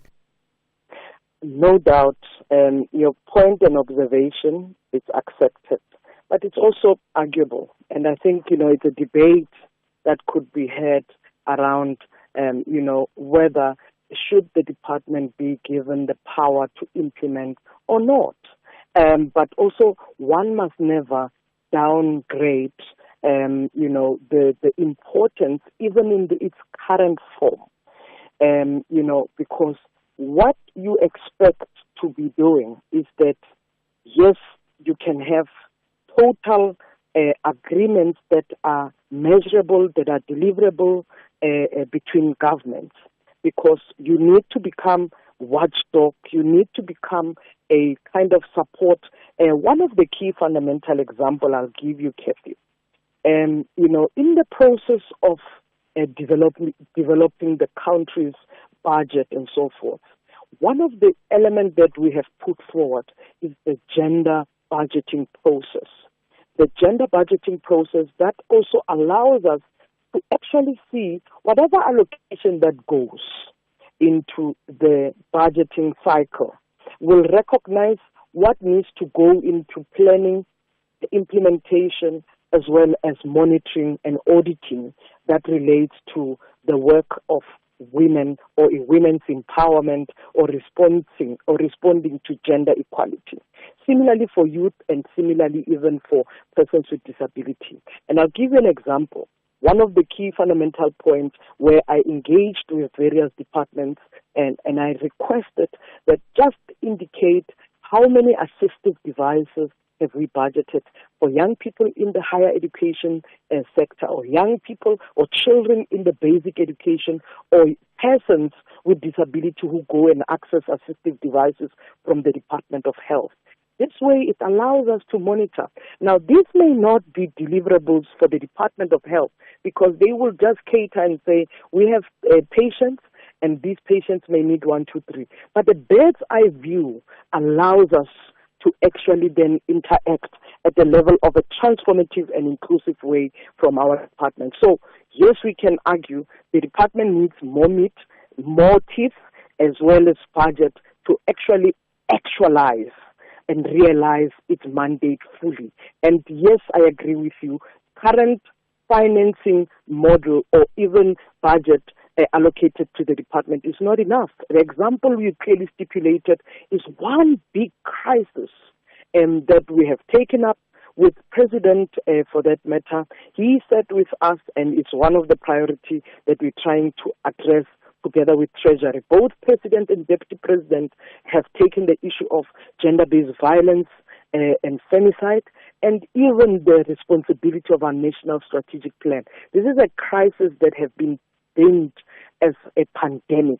So you cannot say you have a pandemic and we don't put resources towards it. And that's what we have taken. And our Minister Chikunga, is leading us into that conversation with the head of state. Let me bring into this conversation Advocate Sipho Mandula, who wants to contribute too. He's a commissioner at the CRL Commission, Advocate Mandula, and also, of course, a regular contributor on SAFM. Good morning. Good morning, Cathy, and to the Deputy Minister, Mestis. Cathy, for me, when I was listening earlier when you started, I looked at the role of the Cultural Commission, that whenever about minorities, we'll always use the word recognition, but no empowerment of these communities of practice. And in this instance, we don't talk of ethnic minorities in terms of race or color. If you look how it was used in the previous epoch of apartheid, that they were the majority, but after post-94, they are calling themselves the minority. And when I say they, you will understand that this has been the debate in the country about the issue around the genocide that is alleged to be committed by South Africans against the other race. But when you find this debate on ethnic minorities since 1990s, even at the UN, there was a law at the UN. I think for us in the country, we needed to develop a law that will protect and promote the rights of those cultural, religious, and linguistic communities beyond having Chapter 9 institutions. Because yes, you have Chapter 9 institutions, but we don't empower them, and there are recommendations they gather dust. That's one thing that the Chapter 9 play oversight over the state, as the Deputy Minister was raising the issue of women and youth. But cultural communities of practice, healers, Rastafarians, the Khoi and the San, I think these are the communities that we have ignored for 31 years. And we have went to the new communities of practice that we want to recognize and empower, but we have disempowered those who were supposed to have been recognized before even 1996. So that's why I feel, Cathy, that the role of the Chapter 9 should not also be a cover-up. They should play oversight. They are independent. They are Chapter 9 by the Constitution. They are not just additional bodies of the Constitution, but they have to play oversight. And I think you are correct, Cathy. For the ministry not to have a budget, what then is the purpose of having the ministry? That's where I feel that you have a gender commission. How does the ministry also work in line with the gender commission and other Chapter 9 institutions? Thank you so much for that contribution, Advocate Mandula. I'm going to take a quick break. We're back with more after this. Dango, for the love of the game and Mzansi for sure. Sekwenzenjani? Soccer Zone has relocated to a new slot, 9 p.m. live every Monday on SABC 1. Mzansi Africa. Fascinating goals. The unbelievable saves. From Africa Borwa to the entire African continent to the Bundesliga and the Premier League. High-level reviews of crucial match scenarios by the legendary Mr. Rev. Top-class analysis, latest news about the beautiful game. And Momish of the Week. SABC Sport Football Weekend ends on Mondays at 9 p.m. on Soccer Zone. Live on SABC 1. Also available on SABC Plus and SABCSport.com. Proudly brought to you by SABC Sport. For the love of the game. He called himself a king. Others call him dangerous. Andrew Tate, the man who groomed the world. The shocking documentary that uncovers how one man built an empire of influence and manipulation. From viral videos to global headlines, discover the truth behind the persona and the impact on millions of young minds. Andrew Tate, the man who groomed the world. Thursday, the 1st of May at 10 p.m. on S3. Open up. S3. Ashraf Gada on SAFM.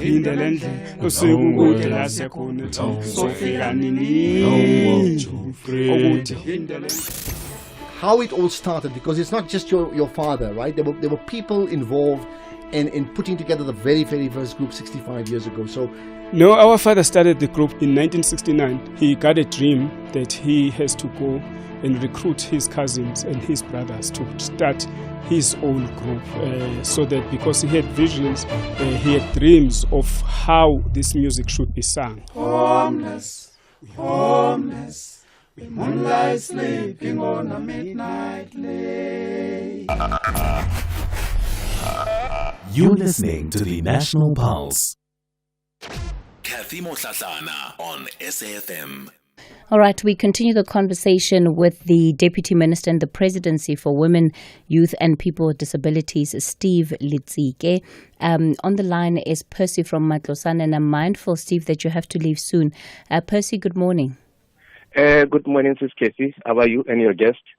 Cathy, I am also disability in Matlosana.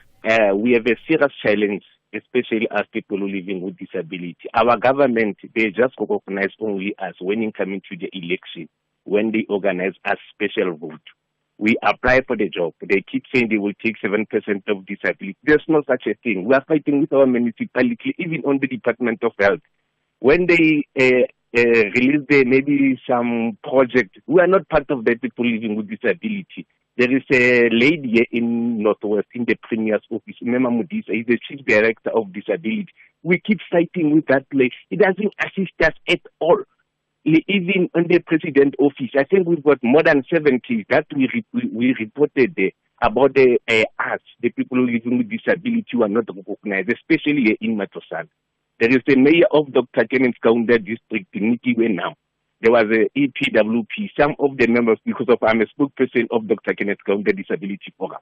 They've been trying to participate. He refused to take even one from the disability. And it's something normal. We take this matter to President's office. They give us reference number. Every time when we call for follow-up, they still investigating. So I listen your guests when say they are due. There's no such a thing. Disability are not recognized. They only recognize only us when you come to the election. They say, Percy, how many disability that you have in your sector? After I give them number, they say, no, we are going to organize taxi for you, transport, so that you can make a special vote. After that, game is over. We have to leave it our own. Other issues is Cathy. Issue of disability grant. We are going to receive money next month on the 8th. What's going on? Why we don't have the right date to receive our disability grant? Okay. Because of what? Okay. Okay, Percy, let's give Steve an opportunity to respond. Steve? Cathy, I think... Cathy? Yes, you're live on the radio. Yes. Okay, excellent. No, I really think that, I want to accept the experience there, and I want to commit myself to coming to Matlosane. Each areas have got different cases and different issues, but I don't think it's correct to say government is only organizing during election. No, government doesn't organize anyone for elections. Parties organize people for elections. Now let's separate government responsibility. Where we have even had progress, and I've been involved since taking office, collaborating with the Department of Small Business Development, where we targeted businesses that are led by persons with disability. Both Northwest, Gauteng, Free State were beneficiaries for the badge that was released by Minister Stella Ndabeni. Secondly, in terms of the work we do with the Department of Health, including the Department of Social Development for the empowerment and training for persons with disability. So if there's a case in Matlosane and there's an issue, let's then address it, but let's not cloud and assume that there is no work that is doing it or it's happening. The latest one, Minister Nkabane of Higher Education and Training, revealed the commitment and investment fund that targets young persons with disability to go for training, qualification, and to also access opportunities. Indeed, the 2% that has to be reached of persons with disability has to have decent work, not work that is relegated for low paying, but actually decent work and access to assistance and assisted devices. So I'm really saying that let's get the contact details.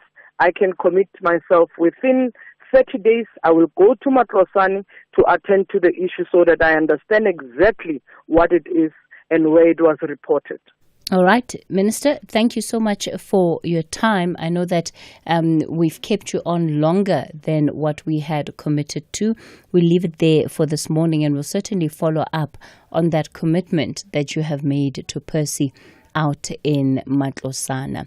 Let me bring some of the voice notes that you have sent as part of this conversation.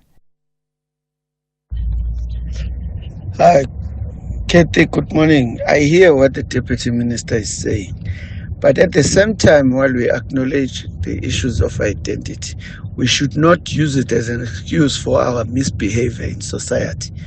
This thing of black victimhood is really being abused by quite a number of other people who seem to remember that they are black after they've been called out for misbehaving. We should up our standard in this regard. All right, just looking at some of the messages that you've sent through, one of our listeners says that we should be empowered more in order to help a community sustain themselves, family members and society at large.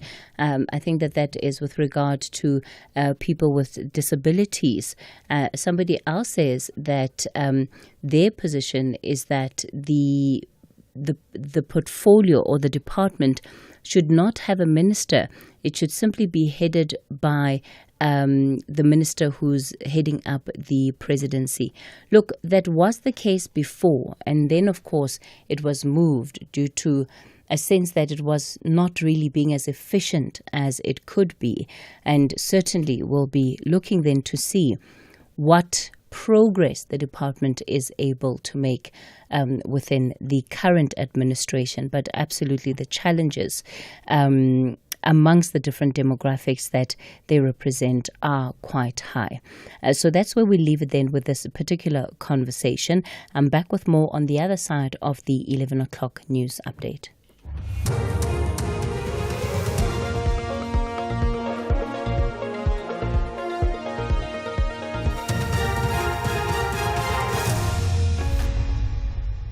Thanks, Cathy. Top stories at 11 o'clock. Closing arguments in the Jocelyn Smith kidnapping trial, and advocate Mpofu faces charges of alleged misconduct. Good morning. The Jocelyn Smith kidnapping case has resumed in the Western Cape High Court, sitting in Saldanha Bay. Yesterday, the lawyer representing one of the accused, Jacques Napolis, argued that the state was basing its case on the evidence of its witness, Laurentia Lombard. Fani Harmse said that there were contradictions in Lombard's statement.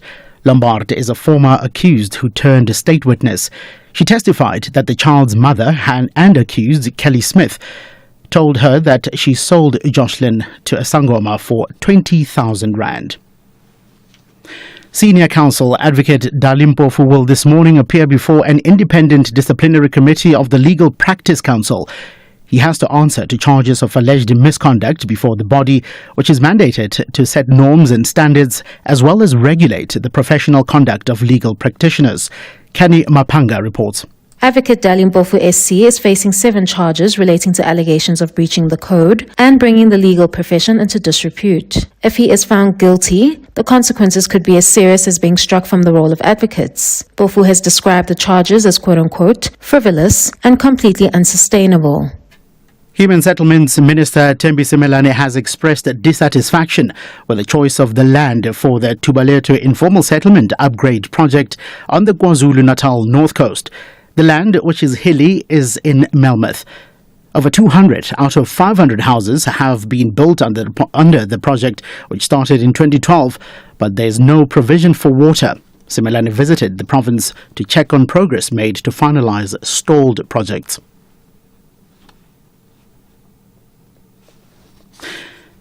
Meanwhile, Human Settlements MEC Sponisa Duma says 80 million rand has been set aside for the sinking of a borehole and providing other infrastructure to supply water for the Tubaleto project.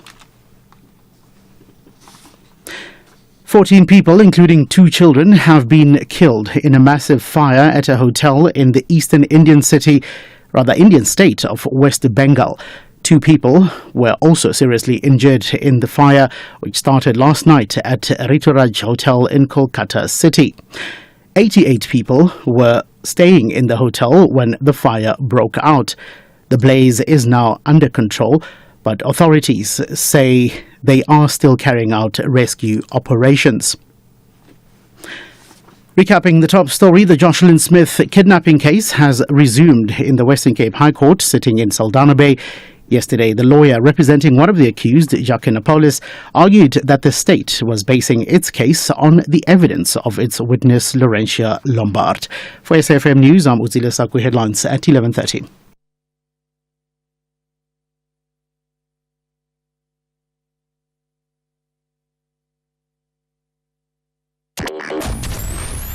Here, there, and everywhere. SAFM 107 FM. in Kroonstad. From Engutu to a Durban, twins born with one dream, Maskandi greatness, millions, fame and family. Will money tear them apart or unite them? Brand new telenovela, Amalanga Wafani, starts April 2025, weekdays at 6:30 on SABC 1.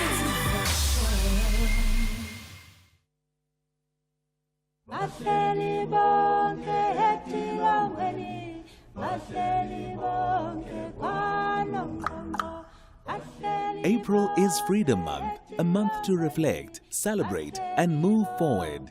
SAFM is bringing you powerful stories, insightful debates, and voices that shape our nation. Stay tuned to SAFM, where freedom, history, and the future meet.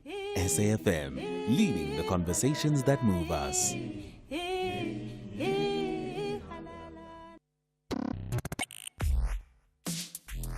Let's have the conversation. WhatsApp voice notes on 0614 104 107. Morning, Cathy and the listeners.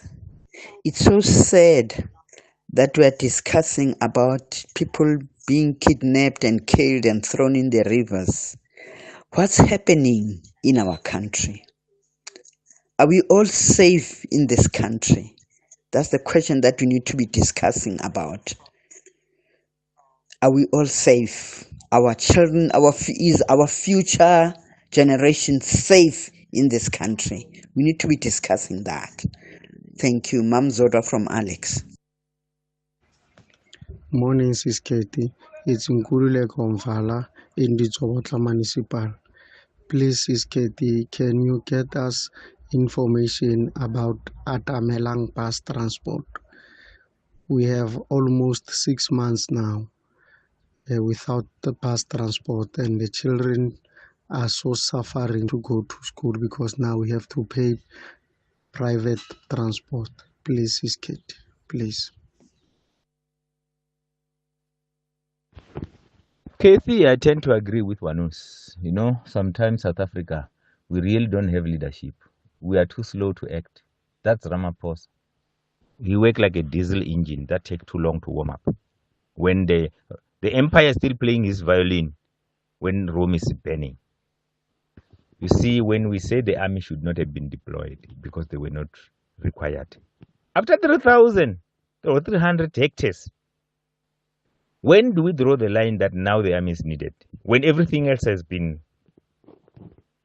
bent completely down. But if you start early, you nip it on the bud. Be proactive. We need leaders. You know, sometimes we say Zuma was bad, but he was fast to act. Sometimes make a decision and correct it when you go forth. But Ramaphosa is too slow. The Rome is burning when he's still deciding, thinking, looking for the appropriate remedy. No ways. Hi, Cathy.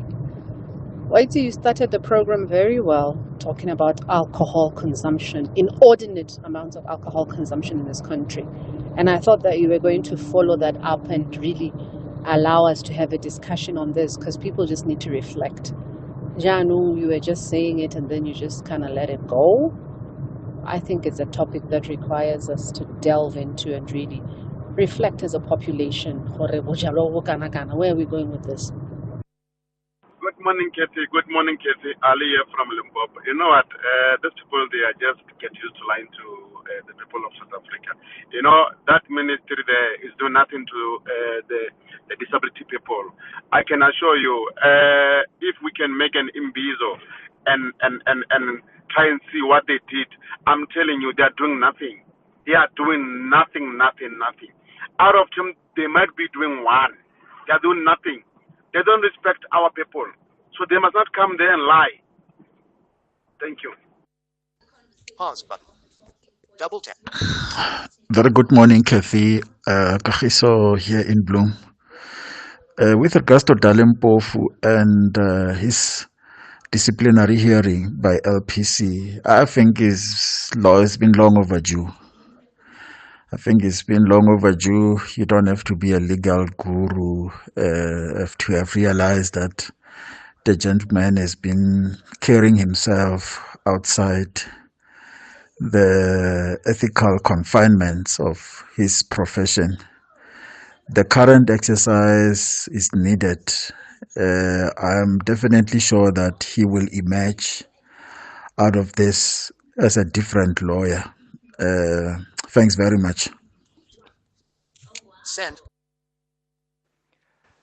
Morning, SFM listeners.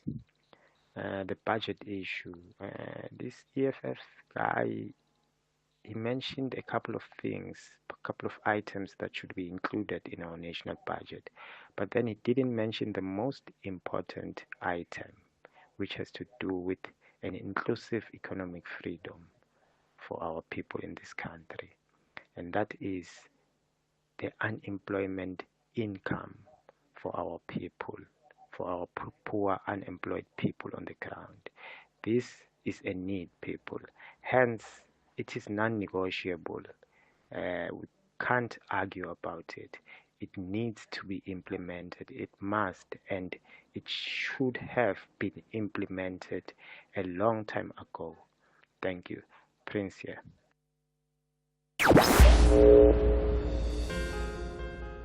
If we have rights, shouldn't we also have opinions? SAFM, leading the conversations that move us. From the shows that bring us laughter to the moments that inspire us, your SABC TV license makes it all possible. Every license paid supports local stories, top talent, and the programs that unite South Africa. Pay your TV license today. Visit tvlic.co.za or your nearest retail outlet. Hashtag your screen, your story. Together, we make it happen. It's the catch of the season as our 3 madcap fishing fanatics are back, embarking on even a more exciting adventures across the globe. Get ready for bigger fish, bigger laughs, and more extreme destinations in a series packed with adrenaline-fueled fishing antics and plenty of friendly rivalry. Fishing Impossible Season 2, Fridays at 10 p.m. only on S3. Open up.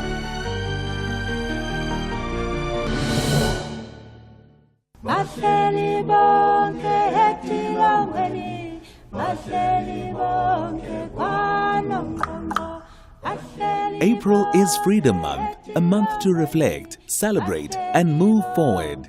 SAFM is bringing you powerful stories, insightful debates, and voices that shape our nation. Stay tuned to SAFM, where freedom, history, and the future meet. SAFM, leading the conversations that move us. Hashtag SAFM Talking Point. All right, 12 after 11 o'clock. Welcome to the third and final hour of the Talking Point. Our focus within this hour is going to begin with Parliament's new ethics code. Our next guest has filed an amended urgent notice on the new code of conduct in Parliament, arguing around the constitutionality of that particular code. Please help me welcome onto the show Zaki Ahmad. He's the director of Hashtag United Behind. Zaki, good morning to you. Thank you so much for your time this morning. Morning, Cathy. How are you doing? I'm doing well, thank you. Great to hear from you. Yeah. No, I'm sleepy because I'm at a friend's 70th birthday. Don't worry. Well, I promise to keep you awake long enough to get through this conversation, Zaki. No, I speak in my sleep, so. So we're good then. We should be covered. Yeah. Zaki, firstly, maybe let's just begin with the basics. Parliament, a code of conduct. What is Parliament's code of conduct? Ethics code, that is? Yeah.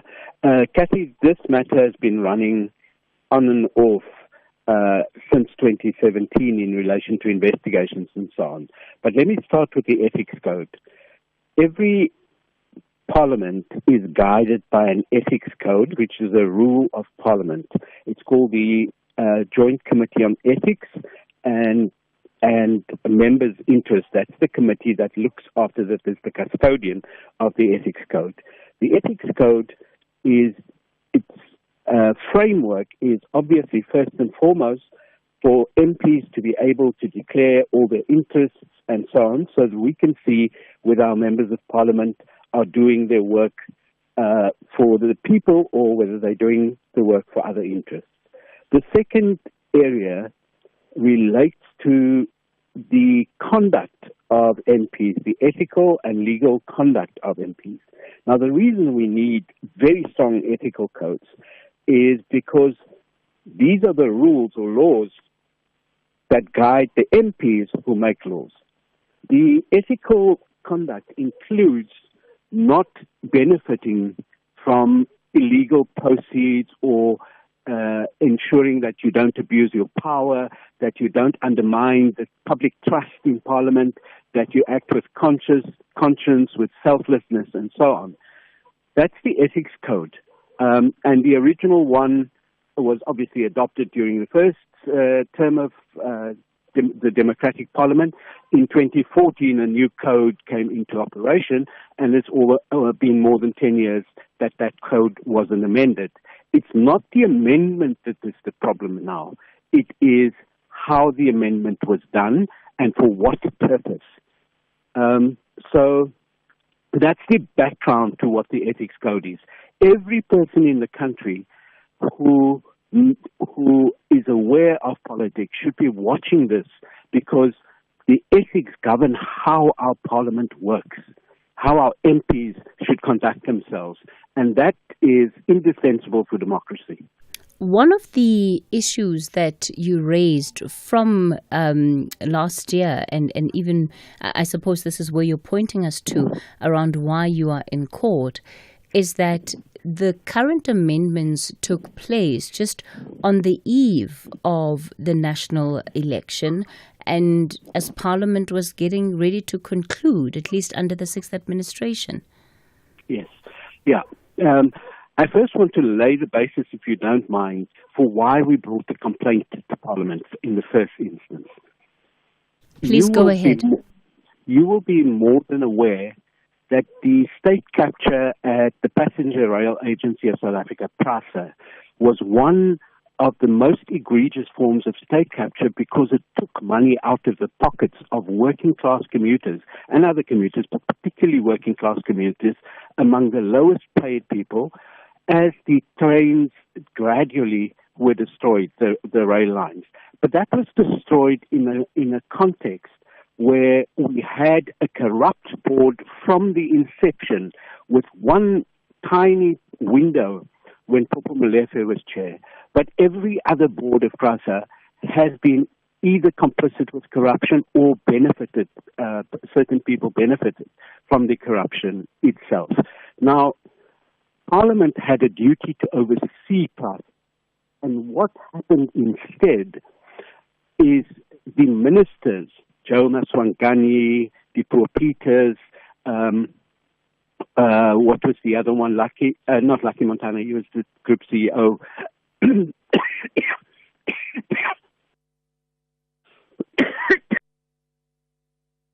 Apologies for that, Zaki. Are you still on the line? Are you good to go now? Yes, I was coughing, sorry. Okay, no problem. I was coughing.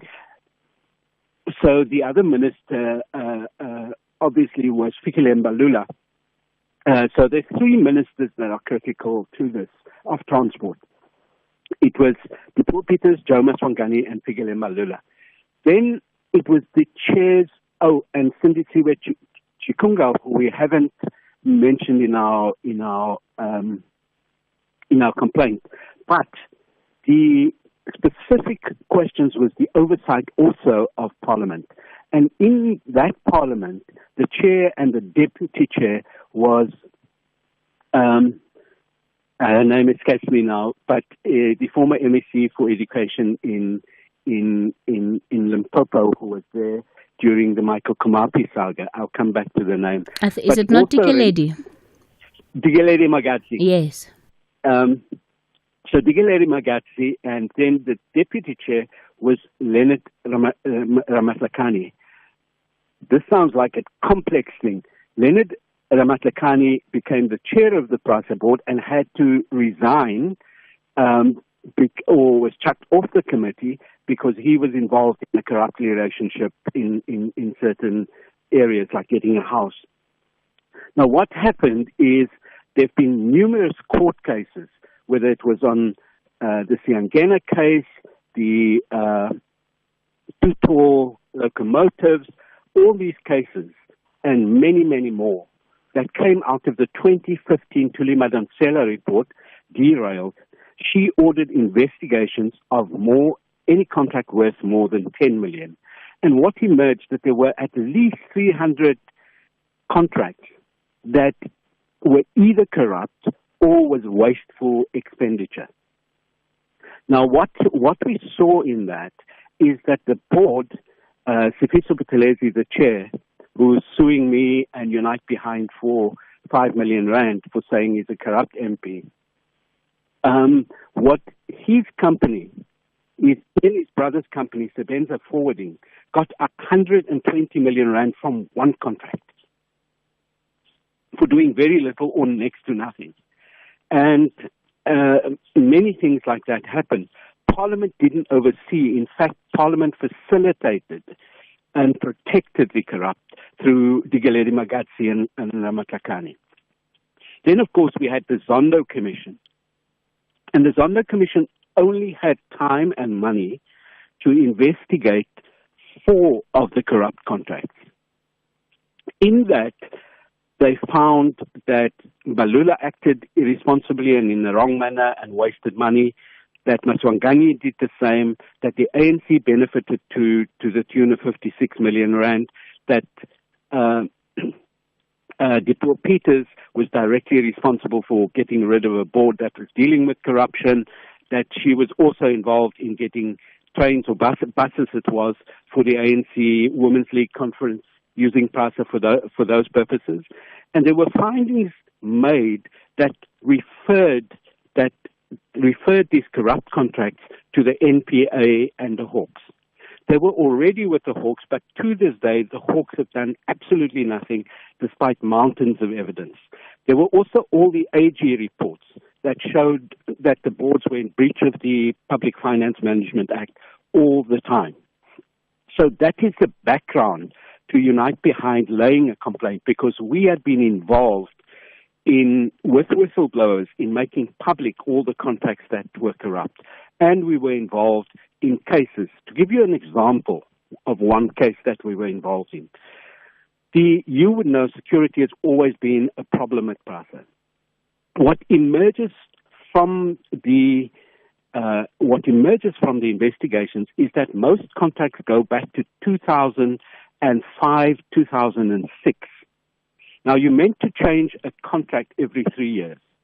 By the time we started getting involved, those contracts were more than 10 years old and had just been rolled over and rolled over. At the same time, very often the security contractors weren't paid. There were private security that were not registered with CIRA, and that ended up with a fine for PRASA that was going to be 30 million, but they brought it down to 3 million rand.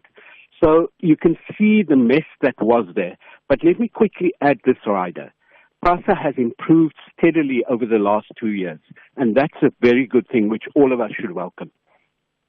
Now, we then went to, when no action was forthcoming from Parliament to deal with the corrupt MPs, the former ministers, the deputy ministers, and so on, we laid a complaint with the Joint Ethics Committee. And the registrar was responsible for starting the investigations and so on. And the committee managed to find most of the people either a slap on the hand, no investigation, no proper investigation, and of course, in the case of Fikile Mbalula and Digaledi Magatsi, they let them off completely because they had left Parliament. Now, this is where the first cause of action comes in. The first cause of action is the Ethics Committee says that when there's a complaint against an MP and they resign, that matter must be finished, because you don't want someone to escape and then come back in the next parliament because a new parliament can't charge you with something going back. And similarly, it also means that if someone just resigns and no action has come out of it, whether they resign or not, the trust of the public in Parliament is reduced. And as we know, the public trust in Parliament is at the lowest ever. So we laid a complaint against 6 people: Dipuo Peters, Joe Maswangani, Fikile Mbalula, Digaledi Magadzi, Sifiso Buthelezi, and Mosebenzi Zwane, who became the subsequent chair of the Portfolio Committee on Transport. They basically let Zwane off by saying he's been found guilty or there's been action taken against him in another matter, not looking after PRASA or failing to look after PRASA.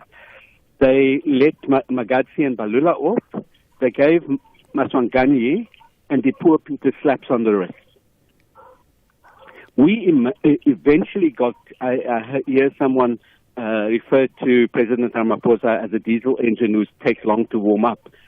He managed to warm up, warm up just before Parliament closed last time, and suspended Dipuo Peters from her job for a month without pay, despite the fact that she owes PRASA millions of rands.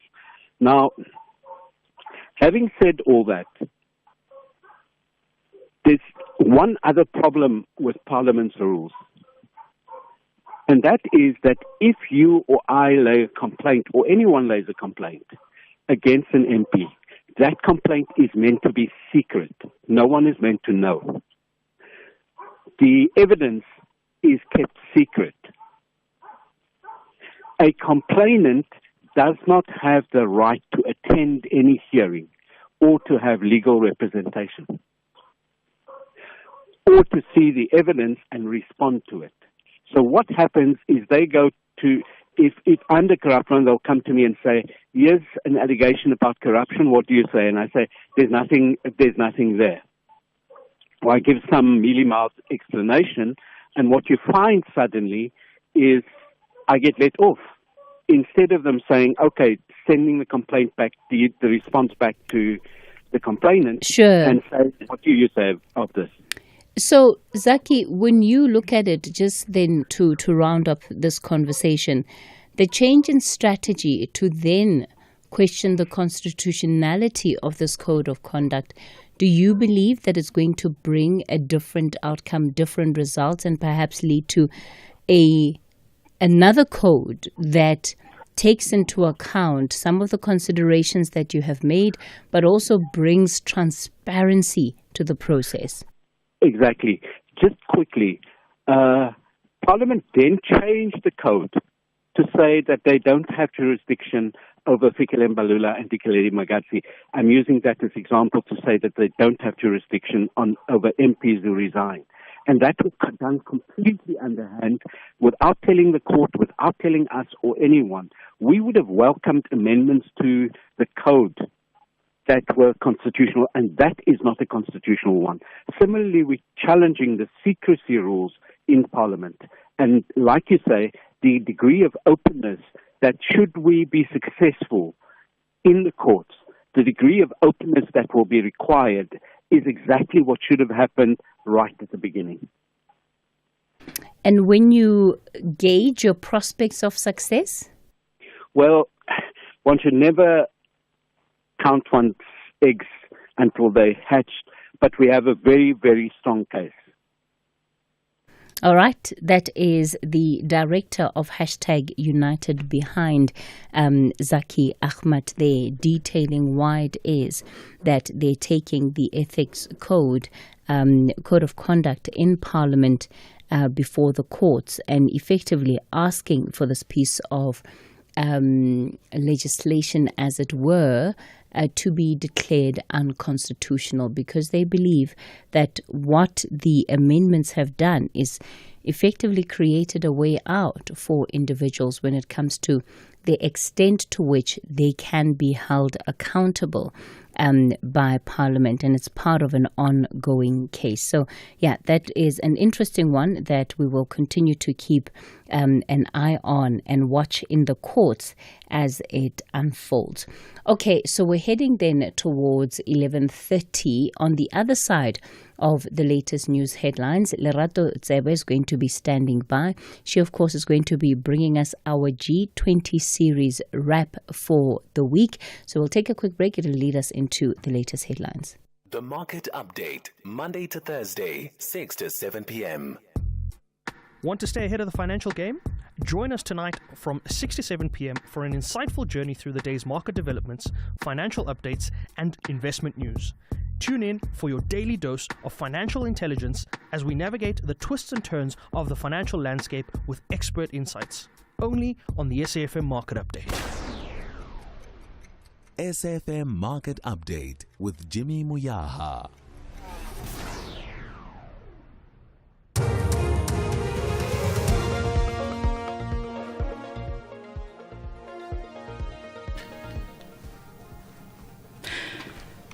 Good morning, I'm Utsi Lesaku with your news headlines at 11:30.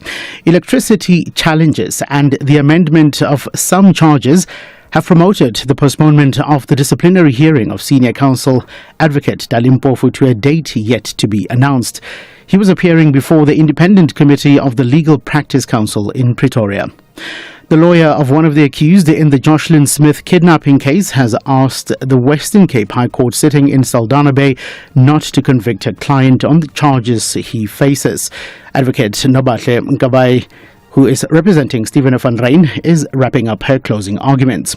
And President Cyril Ramaphosa has appointed business leader Dr. Alistair Reuters as special advisor for investment promotion. Details at 12 o'clock.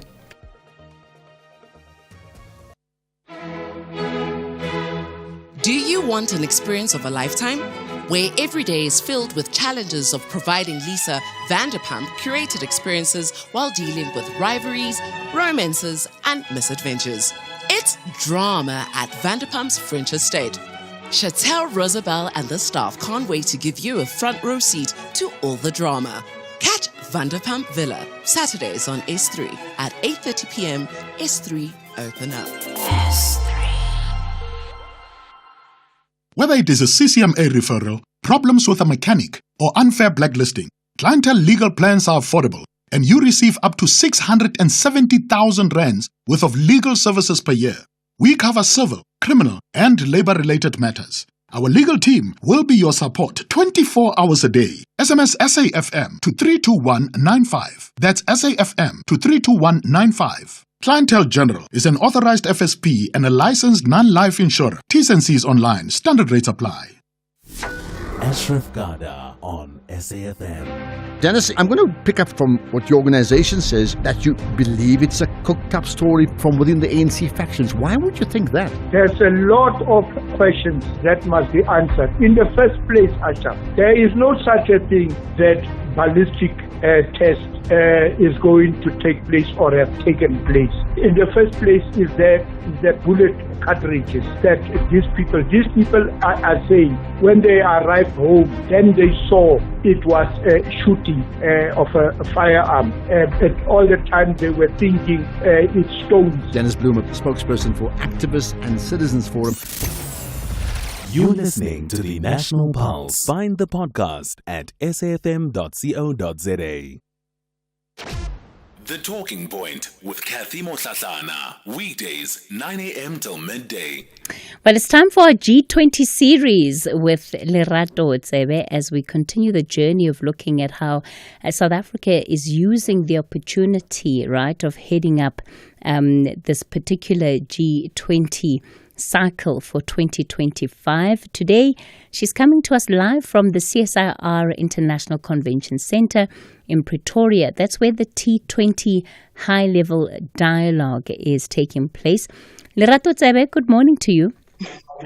Good morning, Cathy, and good morning to the listeners. How are you today? I'm good. Are you enjoying being out and about and mingling with peers and getting to the nitty-gritty of what exactly is being achieved by this G20 presidency? Look, I won't lie. It has been a very, very intense 2 days and continues to be. So let's see. Am I enjoying it? Yes, I am indeed. I must say I am. The theme for the particular T20 high-level dialogue is strengthening African agency in the G20 within the emerging global order. It's quite a long one. There's a lot that obviously the organizers wanted to try and squeeze in there. But it basically speaks to the importance of the G20 for the global south and how it is that we can begin to really be taking charge of some of these conversations. Absolutely, Cathy. So I'll just start off with today. This morning's session was actually very interesting and spoke directly to the conference theme of exercising African agency, where we had members from the Africa Peer Review Mechanism talking about African member states needing to champion sort of the mobility of the envisioned African Credit Ratings Agency. Now, you must remember this has sort of been the brains trust of the APRM and other AU smaller agencies. But they're essentially trying to nurture a borrowers club for African countries to come and invest domestically within and not to essentially head to your larger credit ratings agencies. Now, Cathy, I think I've touched on this subject before about the volume at which African countries borrow. And that was touched on this morning, where they're saying that for African countries to go and borrow, let's say in Eurobonds, they pay 7 to 12% in interest rates, whereas their European or American or Canadian counterparts pay 1 to 3% in interest ratings, which obviously then means that essentially we're never going to be able to have enough money because we're so consistently focused on debt servicing. So this is one of the issues that has come out in terms of exercising more African agency within, sort of say, the economics and finance realm of things that has transpired during the meetings. Another issue that's come out is about modernizing African tax systems and making them speak more to the realities that citizens are facing on the ground. That's come out quite strongly from a couple of our other African counterparts.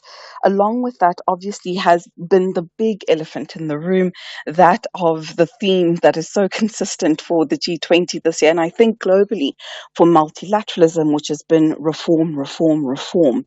There's been a lot of discussion around Africa's need to really reform the United Nations, but also for the continent to really speak and engage with the remainder of the global world with one voice and speaking from the same page. Now, this is not to negate differences, whether they be cultural, ethnic, political, or religious, but essentially to be able to strengthen our position on the global scale and to negotiate more firmly for more economic room, should I say, or to be able to access more development finance, we need to be speaking in a unified tone. So that's one thing, another thing that's come out quite strongly in today's meetings. This meeting, of course, takes place as we are still very much reflecting on the World Bank and IMF spring meetings.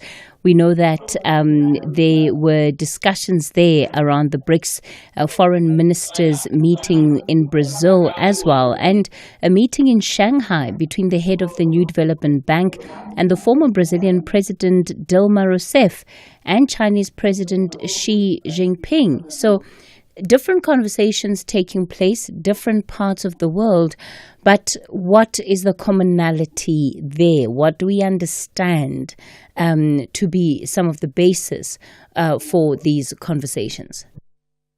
The basis of all these conversations and the common denominator amongst these three meetings is global South cooperation and enhancing global South positioning and cooperation.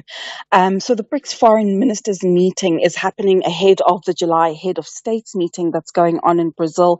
And interestingly enough, a single topic that's common amongst the G20 meeting, the meeting that transpired between President Xi Jinping and the head of the New Development Bank, and the G20 deliberations that are happening here, are issues of trade expansion, of reforming the multilateral order.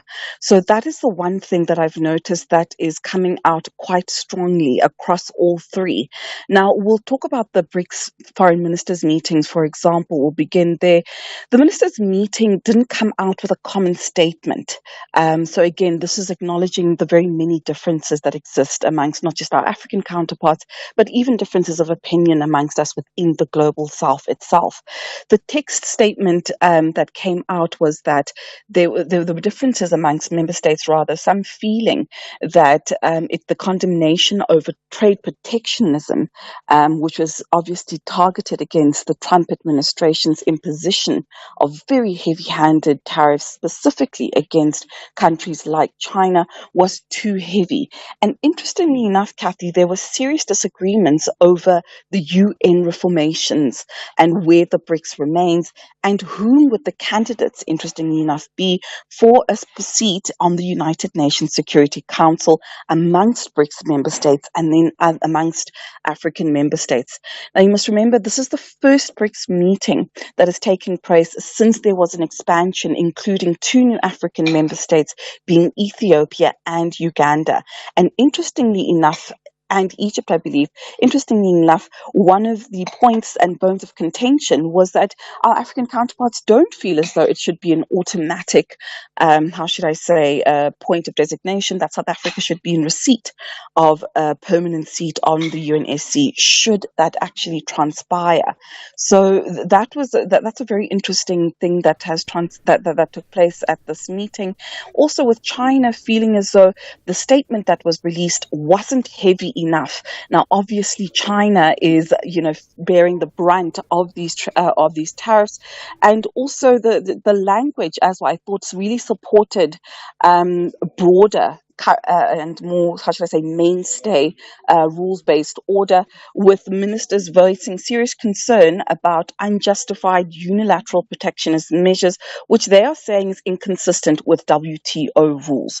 So I thought that was very, very interesting, Cathy, that there was sort of the schism that was taking place at the meeting. But there was one common belief that did transpire amongst all the foreign ministers, was that they want to have enhanced multilateral cooperation in order to attain peace and development, and that they are also acknowledging the global rise of regional crises, and that they want the role of the global South, to be more enhanced and more strengthened in terms of guiding the themes for discussions within broader multilateral institutions. So those are some of the discussions that transpired there. The conversation around the additional member of the Security Council and advocating for that, and suddenly South Africa not necessarily being I don't want to say the preferred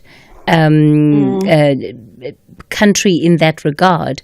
It's strange for a number of reasons, right? One, because South Africa has been advocating for this for so long, really being at the forefront of this conversation, even within the UN.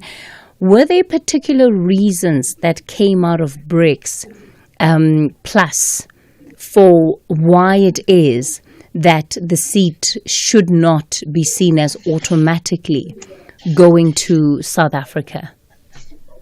Look, Cathy, this is a very, very, very long-standing conversation amongst the Africa group. It's actually a meeting that was held in the early 2000s called the Eswatini Consensus, where African countries were advocating for them to have a UNSC seat. And within the text document, it advocates for 2 African countries to be able to retain a seat on the UN Security Council. Now, this is going to get a bit tricky, and it is an ongoing conversation because currently, in theory, yes, there is broad support for African countries to have a seat on the UNSC. However, there is no consensus domestically within the continent as to who those two countries should be. There's conversations around it should be the initial 5 founding member states of the AU. There's another difference of opinion stating it should be 5 of the largest economy. There's other conversations feeling that it should be 5 of the more smaller African countries. The reasons for them not wanting to advocate for South Africa to have a seat on the UNSC, they really vary on a number of things. It could be we're having a difference of political opinion currently on a certain thing right now, or it could be that, there's a feeling that South Africa's got too much economic might, and now that coupled with a seat on the UN Security Council could be problematic in that there could be a lack of check and balances within the AU or even regionally within SADC. So that's really that's the bone of contention that some of our African member states have been having. However, the same exact arguments that are being pointed to South Africa are also being pointed to Nigeria and or to Ethiopia and or to Egypt. So we need to really decide, I think, as African member states, the reason behind why we want a UNSC seat. You must remember, Cathy, it's extremely expensive endeavor to become a UNSC member state, and it also is requiring that you spend 2% of your GDP on defense, and we currently don't do that as a country. Most of our African counterparts don't do that as a whole. So I think it's a long-standing conversation. We do need to really start having a serious deliberation about the fact that perhaps no African country should retain a UNSC member seat, but rather that there should be a seat that goes to the African Union. Yeah, look, Lerato, it's so unfortunate that it seems that we can't get our ducks in a row as a continent. Yeah. One would have thought that by now there's been ample opportunity to ventilate these issues, and there would at least be clarity around the countries that are being canvassed for this position. Because if we're still fighting about whose names must be in the hat, then it just shows how much further we still have to go before we actually secure the seat. Yeah, that's very true, Cathy. That's very, very true. Lerato Tsebe is an independent African researcher there joining us for the G20 series. Okay, it brings us to the end of the talking point for today. Tomorrow, of course, is another public holiday. We'll be with you between 9 and midday. Trust me, the roads feel like December. The last 2 weeks have just been amazing. Long may it last in Johannesburg. We're able to just, get to work so quickly. There's no traffic.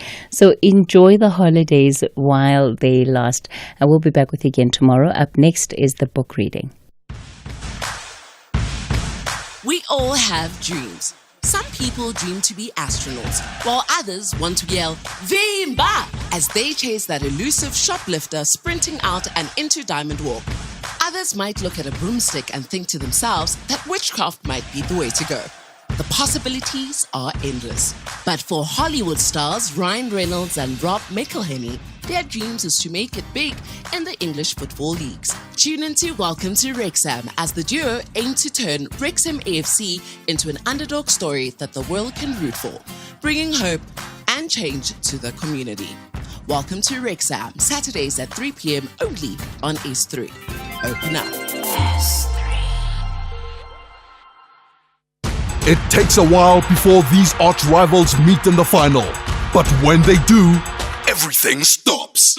Nabi is confident to delight the Amakosi fans. If the fans love Kaizer Chiefs, automatically love Nabi. While the back-to-back victor, Rivero, chases the third consecutive title. Whenever it's time to go, we're going with the intention to be competitive, to try to be better than the opponent. This is the Nedbank Cup final. Witness the Soweto Derby. Gold and Black battles it out with Black and White on Saturday, 10 May at 4:30 p.m. Streaming live on SABC Plus and SABC One. Then on SABC radio stations at 6 p.m. Proudly brought to you by SABC Sport. For the love of the game.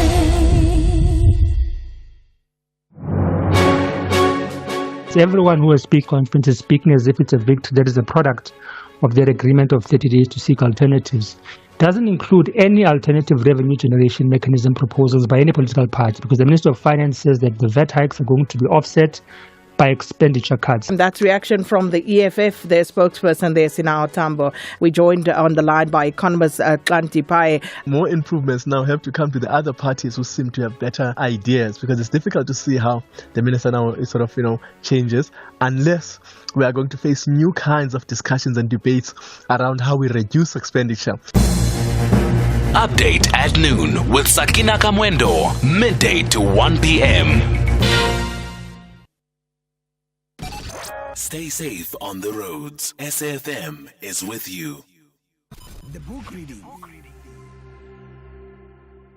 Please note that the views expressed in this book are not that of the station. Listeners' discretion is advised. SFM presents another episode of the book The Thing with Zola by Zibu Sitole, read by Lerato Mvelase. Chapter 31, Deja Vu. In her bed early on Friday morning, Zola thought about the contract Oguhle had given her. Signing it wasn't as simple as it had been the first time. Now Zola had things to consider, and something was holding her back. Zola? Tobile appeared next to Zola's bed, comb in hand. Toby, you scare me. I thought I was late. What's up? Zola asked, climbing out of bed. Can you do my hair? Tobile asked, pushing the comb into Zola's hand and sitting down on the small chair in front of the mirror. What is this about, sis? Zola asked, brushing Tobile's hair gently. Nothing. I just want you to do my hair, and then we can walk to the taxi rank together. It was clear to Zola that Tobile wasn't asking for the things she usually did.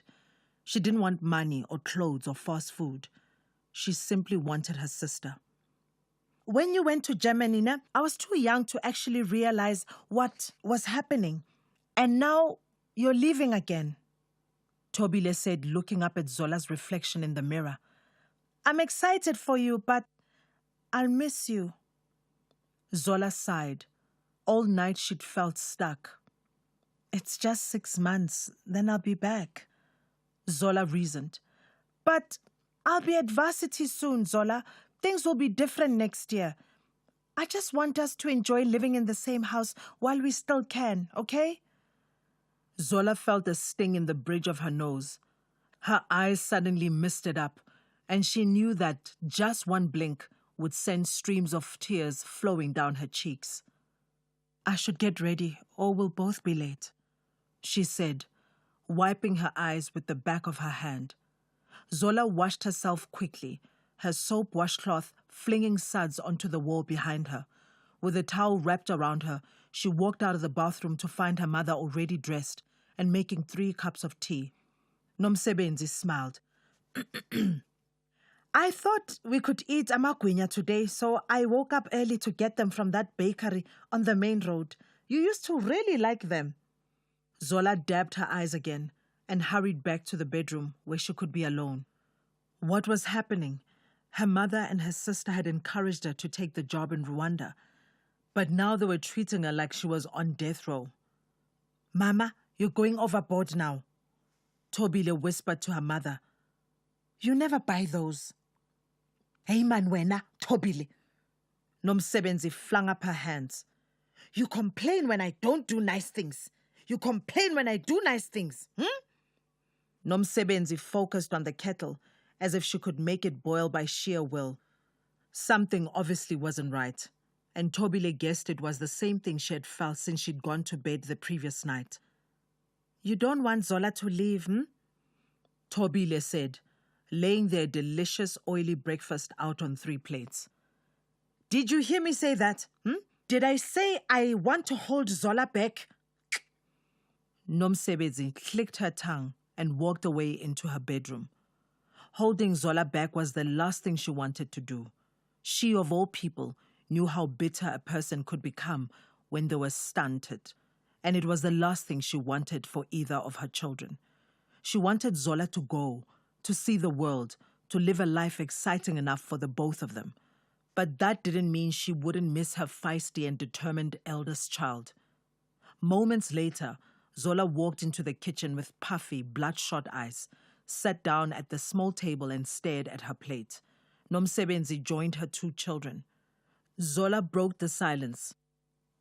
"Mama, if you don't want me to go, I won't go."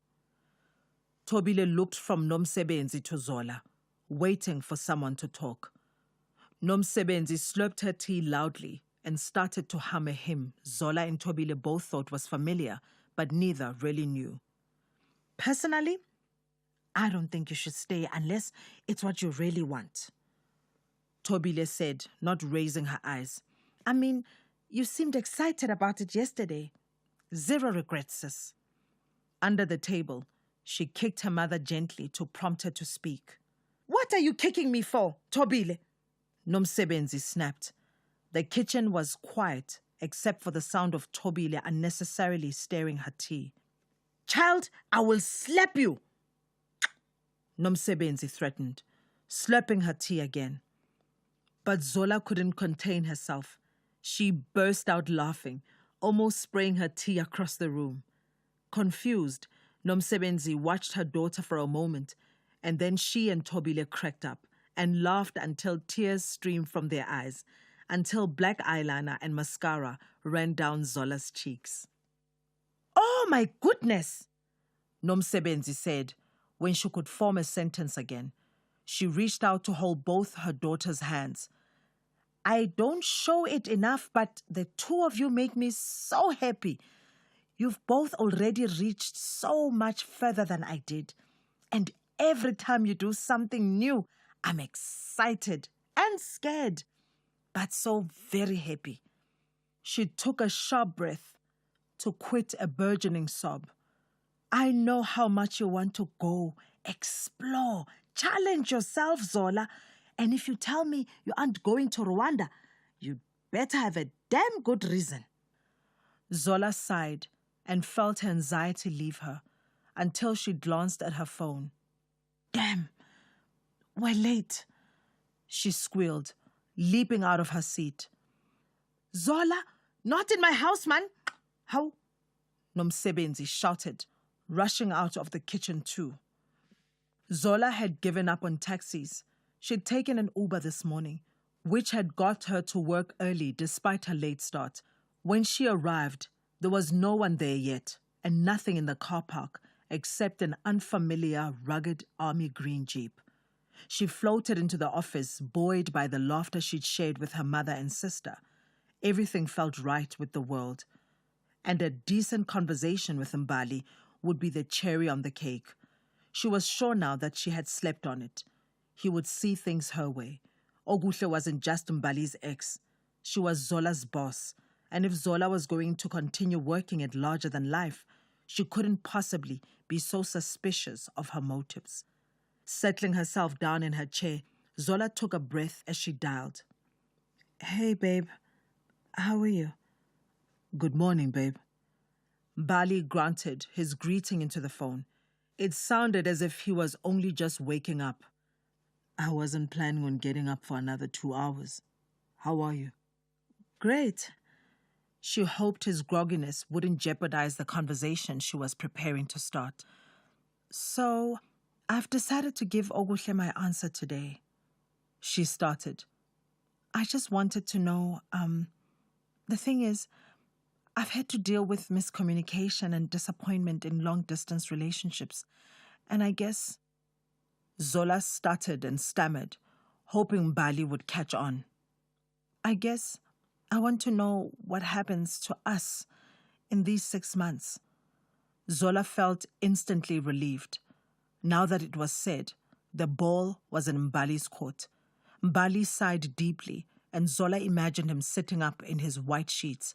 She heard him swallow from his water bottle and clear his throat. "Zola."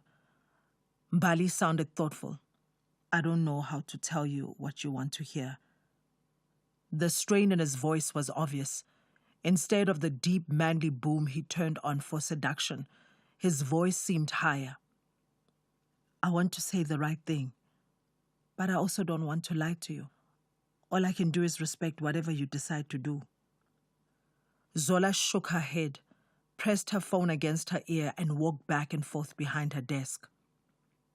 It sounds to me like you don't really care what I do, she said. Her shoes were hot and tight, and even though it wasn't even 8 o'clock yet, her skin felt sticky and clammy. It's just that, Zola. I know these people. I know how they operate. As brilliant as you are, I really don't think that my ex and her mother want you in Rwanda just for your work ethic. Not now, just as we're getting to know each other. Bali explained in an even voice.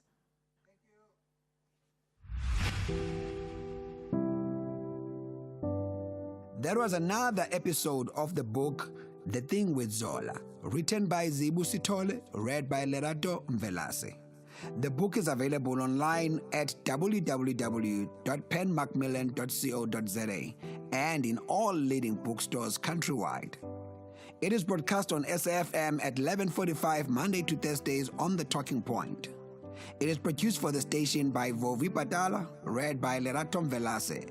Technical production, Wiseman Manmele, Nanda Koza, and Tato Mapuruma.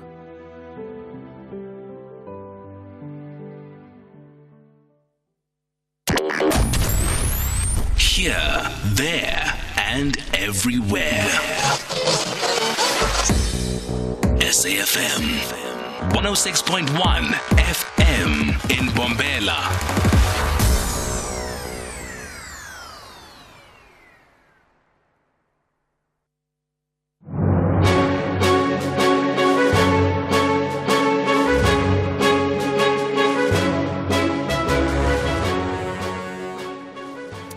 It's 12 o'clock on Wednesday, the 30th of April, 2025. A very warm welcome to Updated Noon here on SAFM. Leading the conversation, I'm Sakina Kamwendo. Coming up in the next hour, we have Finance Minister Enoch Godongwana ready to brief the media about his U-turn on the VAT increase last week, and a disciplinary hearing of Senior Counsel Advocate Dali Mpofu has been postponed to a date yet to be announced, and we'll tell you why. Coming up in sport. Can Barcelona do what Arsenal failed to do? Win at home, and I'll bring you some netball updates as well. I thought you were going to be kind to Arsenal. I was kind. I was very kind. We'll have you back later. Hopefully with better news.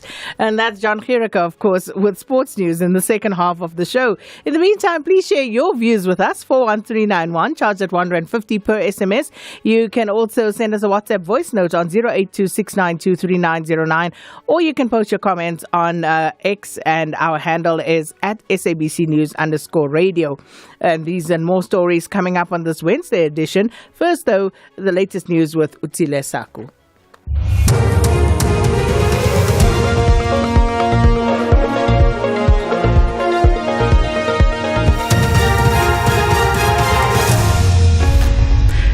Thank you, Sakina. Top stories. Dali Mpofu's disciplinary hearing postponed, and Ramaphosa appoints a special advisor for investment promotion.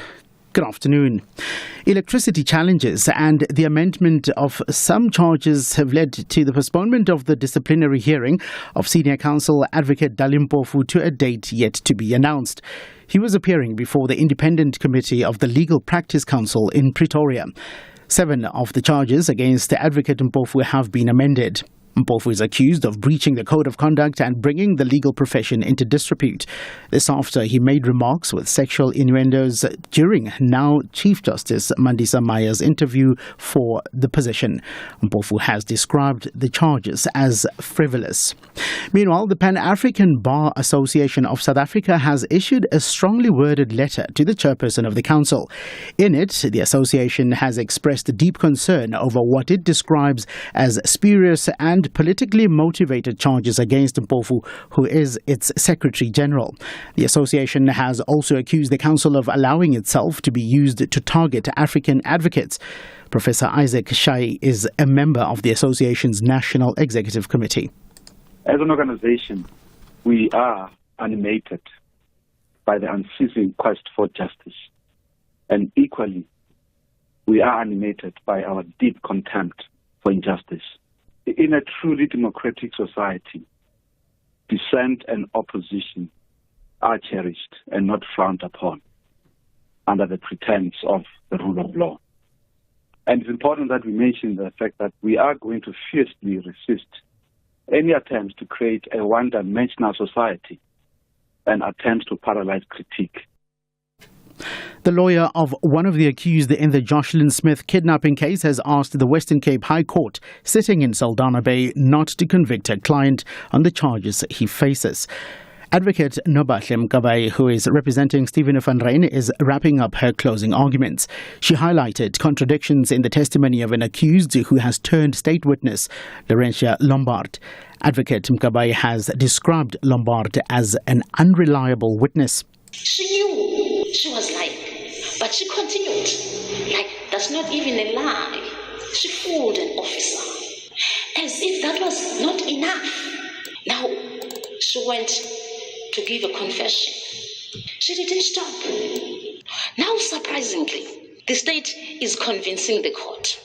Now that I have failed to prove the elements of kidnapping, trafficking, please, let us convict the three. And finally, President Cyril Ramaphosa has appointed business leader Dr. Alistair Reuters as Special Advisor for Investment Promotion. Dr. Reuters is a former Trade and Industry Department's Director General. His appointment comes as government implements a broad range of economic reforms aimed at making South Africa more attractive for investors. Presidential spokesperson Vincent Magwenya.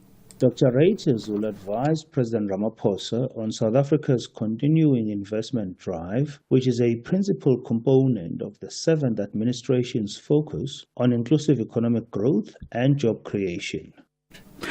Recapping the top story, electricity challenges and the amendment of some charges have promoted the postponement of the disciplinary hearing of Senior Counsel Advocate Dali Mpofu to a date yet to be announced. And it's back to the updated noon team. Sakina Kamwendo on SAFM. Well, a very good afternoon, everybody. Thanks so much, Utsile. I'm not going to waste any time because currently there is a media briefing underway by Finance Minister Enoch Godongwana and National Treasury Director General Duncan Peters. And it was very short from the Finance Minister, who basically said that there is a document that is being circulated that outlines what will happen and that he will not be speaking to anyone from today until the 21st of May. But of course, he then went to take his seat and has now opened the floor for questions. So let's dip in and listen to what those who are in attendance have to ask of the minister. Leading up to the 21st of May in terms of budget process. Thank you so much. Over to you, Minister.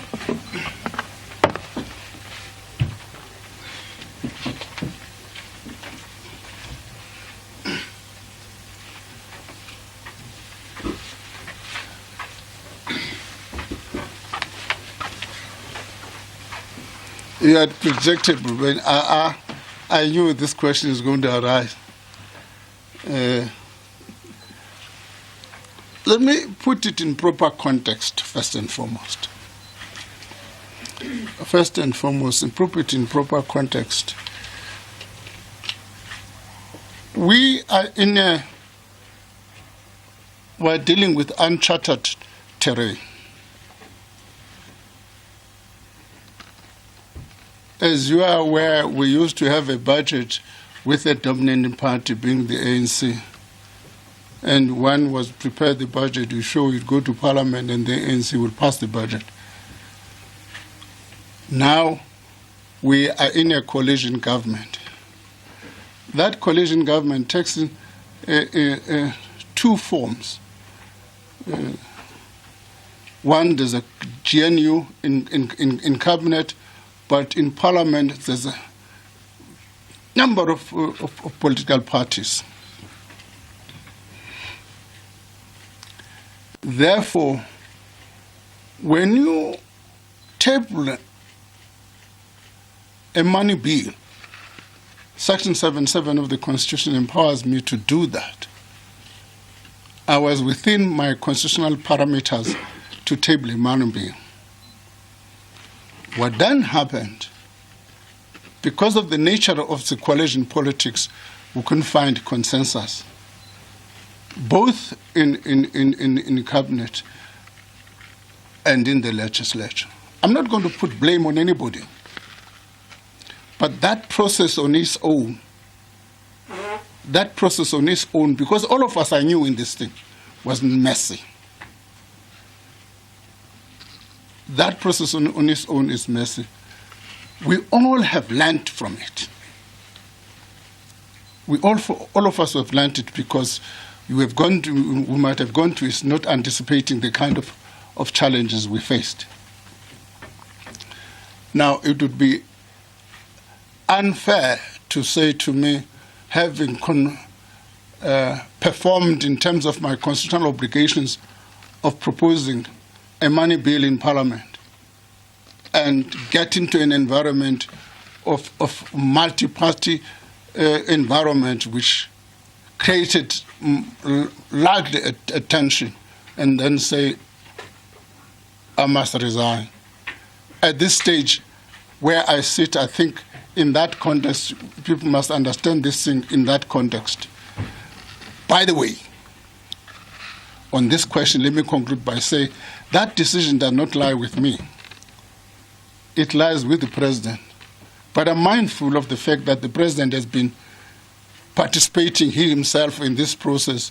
He understands the nature of the challenges we've been experiencing in dealing with this problem. So I don't think I can answer that question and say that's my intention at the moment. No.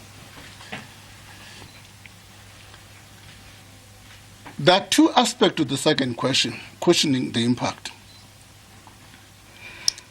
The first one was, which one are going to be reversed? All of those that were related to question the impact as a result of VAT, those will be removed because there's no longer VAT now. But the strategic thrust of questioning the impact on the poor in terms of dealing with social services which affect the poor, which is education, health, and social protection, those remain the strategic focus of government. Will the bill be approved by Parliament? I can't second guess Parliament. I must respect Parliament's autonomy and say we'll approach Parliament in the manner we've done with the respect it desires. And our duty is to present a case to Parliament to approve this one. And I think that's what we're working on. When you talk about the steps, what are the steps we're doing? We're trying to construct a budget between now and the 21st, and those steps are outlined in the press statement, so that we can produce a saleable document to Parliament. That's the kind of work we're trying to do now. And given this complexity of coalition governments, we've got to work hard in such we can produce a document which will be saleable. Thank you.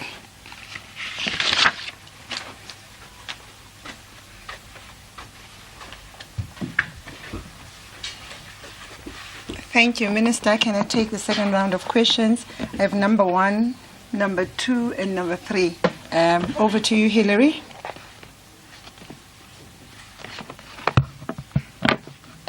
Very quick question,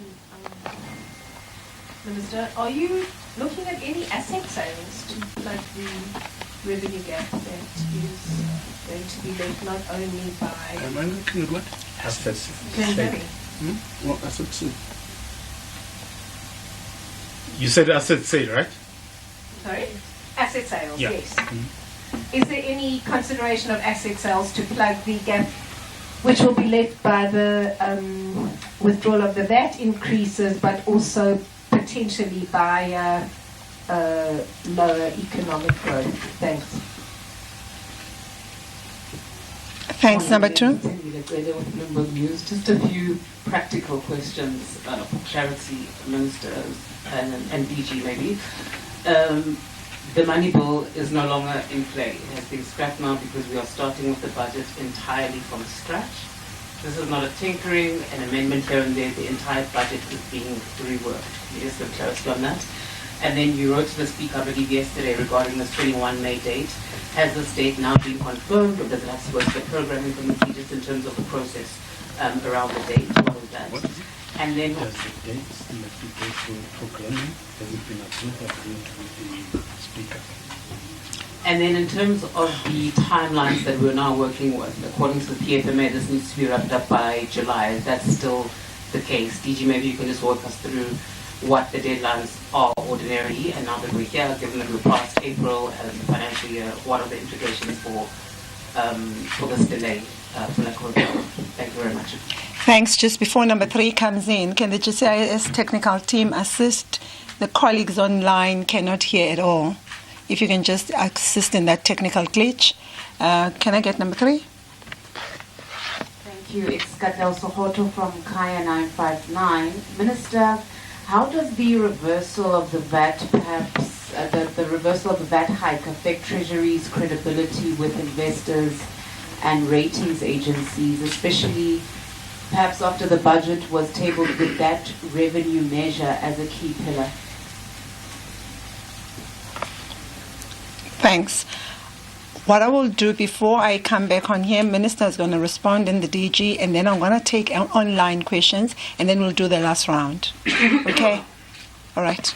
Over to you, Minister. You want to take with the July deadline? Yeah. Will we still pay people?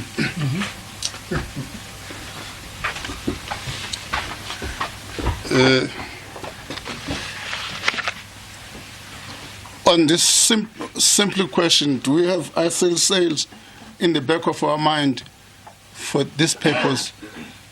No. Could there be ISIL sales?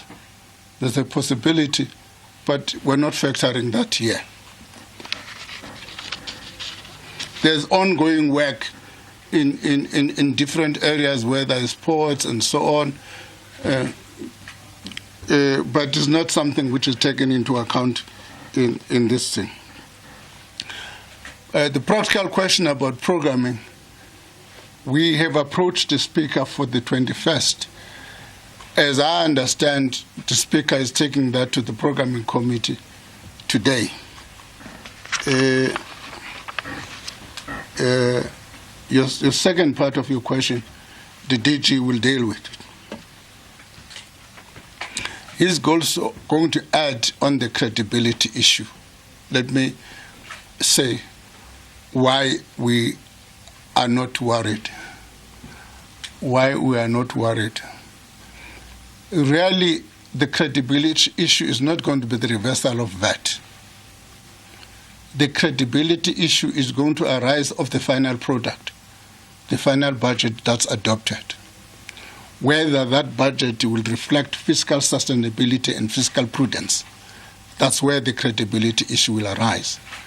Mind you, all these rating agencies and investor community are used to a chaos of coalition governments, particularly in the advanced economies. For them, it's not something new. Not something new. I've spent some time as well after my chaos to try and understand how people work and read, how people work in this environment. And clearly, we're not alone. And the investor community is not their worry. Their worry is going to be what is the final product? To what extent is that final product going to reflect fiscal prudence and fiscal sustainability?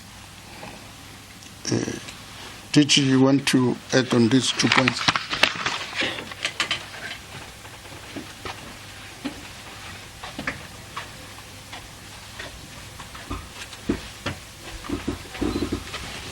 Thank you, Minister. Good morning, good afternoon, everyone. On those 2 questions, in terms of the timelines, I believe the question was, it's actually not the PFMA, it's the Money Bills and Related Matters Act, Section 10, subsection 7, that introduces a requirement for the appropriation bill to be passed within the first 4 months of the start of the new financial year. So the 1st of April plus 4 months, that's the actual deadline that needs to be met, and we will obviously be working with Parliament to ensure that we can meet that deadline. Secondly, in terms of the execution and the credibility, I think just 2 points to add on to what the Minister has said. The first point is that you'll know that the PFMA does allow provision for spending to continue. So fortunately, we have a provision in the PFMA that says that the departments can continue to spend in line with the previous year's budget up until certain limits. And so from a spending point of view, the business of government is continuing. But getting to the broader question about fiscal credibility, which the Minister has touched on, we had an opportunity to engage with investors on the sidelines of the spring meetings in Washington last week. And the feedback from investors is exactly that. Fiscal credibility is measured by both the investors and by the rating agencies as a function of how effective we are as custodians of public finances. And so that is in turn a function of whether we meet our fiscal goals or not. So what they will be looking to us for, and for the government as a whole, is are we able to meet the fiscal goals that we've set for ourselves? And those we have outlined over the last few years, and we have consistently met those. And they are, amongst others, a growing primary surplus, where revenue exceeds non-interest expenditure, a debt to GDP ratio that is going to peak in 25-26, as well as shifting the composition of spending towards infrastructure and other growth-enhancing types of spending. So for them, the test is, will the new budget that we are going to table meet those fiscal goals? And to the extent that it does, fiscal credibility is intact. To the extent that it doesn't, it starts putting fiscal credibility under threat. Thank you.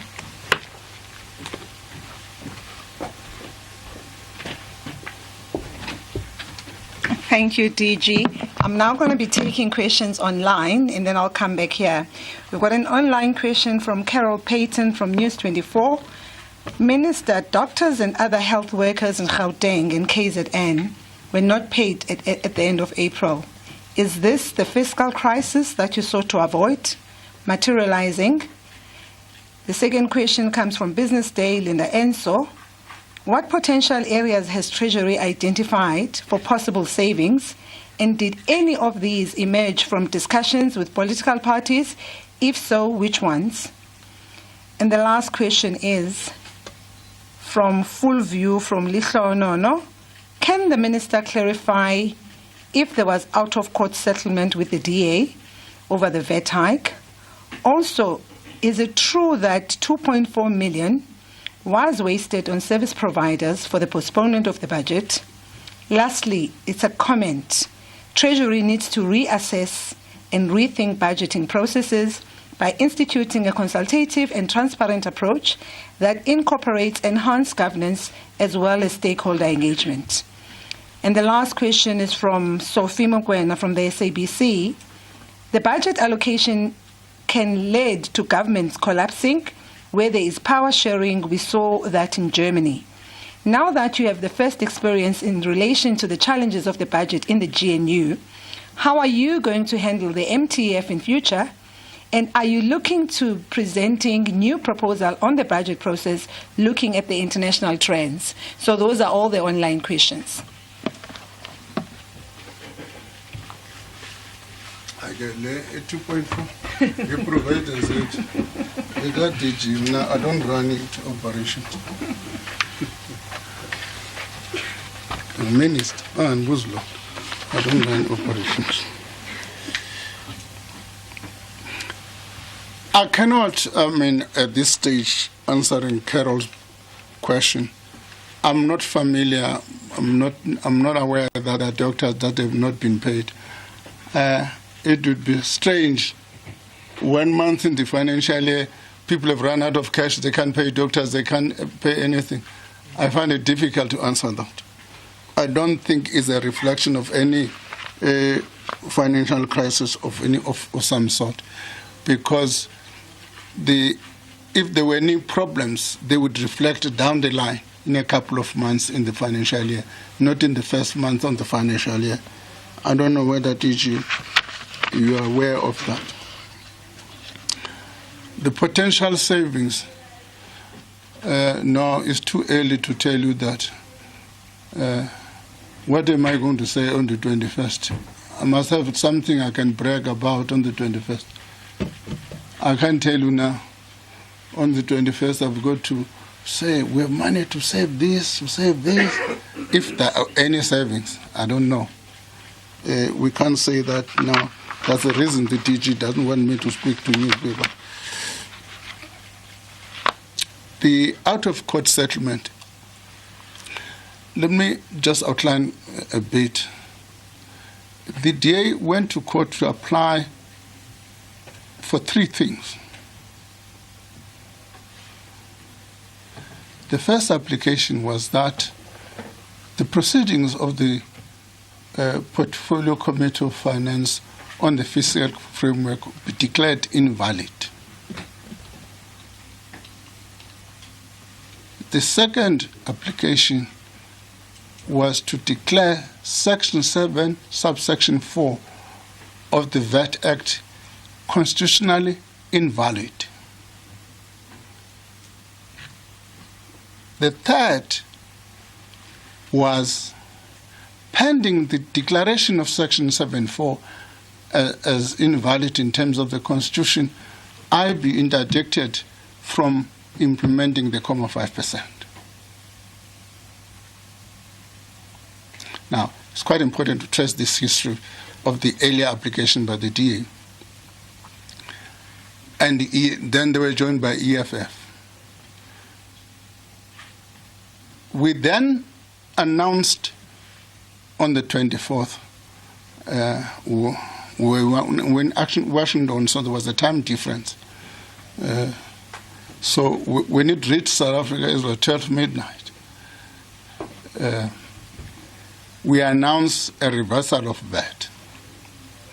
Immediately, the DA filed a supplemental affidavit. In the supplemental affidavit, they say new developments have taken place. The minister has reversed that. But as the DA, we believe that that reversal won't be effective before the 1st of May because the rates bill will not be passed. Okay? So we filed a responding affidavit to that, which said, insofar as they touched on the constitutionality of VAT, we still dispute that. But insofar as they say they are applying for the suspension of the rate increase, we have reversed it in any event. We have got no intention to oppose that part. Okay? The legislature says the implication of the minister's reversal is such that the minister will have to put up a new fiscal framework. Therefore, we are not defending the reversal of the fiscal framework dispute anymore, because we are going to replace it in any event. We then settled on those two bases. The first one, the legislature agreed not necessarily for declaration of invalidity of the proceedings, but for the setting aside of those provisions, given the fact that there's a new fiscal framework which is coming. We also settled with them on the basis that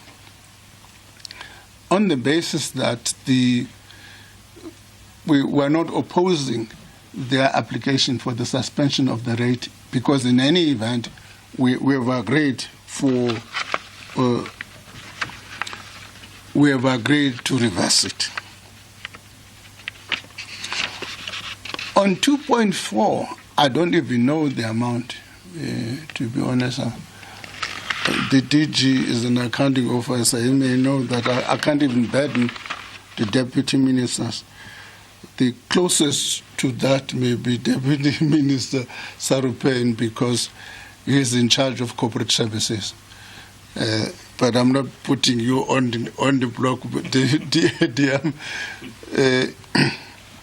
So DG will deal with that question. Consultation. I said we have learned some lessons. I think all of us. Once the budget is passed by Parliament finally, we intend developing a new process which takes into account the current environment. And that process, what consultation machinery we need to take in place and what process we need to take to develop. And that consultation in our mind has got to start in September, before the medium-term budget policy statement. Because the medium-term budget policy statement is a key milestone, because it shapes the content of the February budget. So we'll be developing a process of consultation in this regard, particularly in the GNU. Sophie's question about the MTF, what was it? The budget allocation can lead to governments collapsing where there is power sharing. We saw that in Germany. Now that you have the first experience in relation to the challenges of budget within the GNU, how are you going to handle the MTF in future? And are you looking to presenting new proposals on the budget process, looking at international trends? Yes, that's precisely the point I'm saying. We have now agreed that we need to find a new process of consultation which must start latest September, so that by the time we table the medium-term budget policy statement, there's broadly an agreed approach on the budget over the medium term. So we're discussing the details of that is something we will announce at the appropriate time. Thank you. You can remain the minister. This is the last one. Is the minister considering canning the TERS increase to possibly unlock funds? That's from MoneyWeb. TERS. Doing what? Are you planning to cancel which tariff? The TERS? I think they're talking about the UIF TERS program. Oh, the UIF. TERS program. No. Okay. No. The TERS is governed by a different minister under a different legislation. There's a process which is looking at what is called active labor market processes in government. And that process is led by a cabinet committee led by Minister Math. We are looking at how to integrate all of these labor market policies into a coherent policies. As part of that, TERS will be part of those policies that are going to be taken into account. We will then, in my view, have an omnibus bill which makes amendments to the different legislation as we did with FATF, which will then make the necessary legislative changes. For now, the UIF is governed by a different act. We can't simply change it like other colleagues were saying. But to replace that, take the UIFs and take the skills, or take all of these things. It's nice to have. They sit with good money.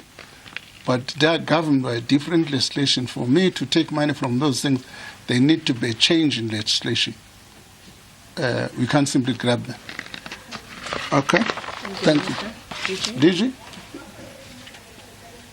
Upadela 2.4 million. 2.4 million, I didn't know.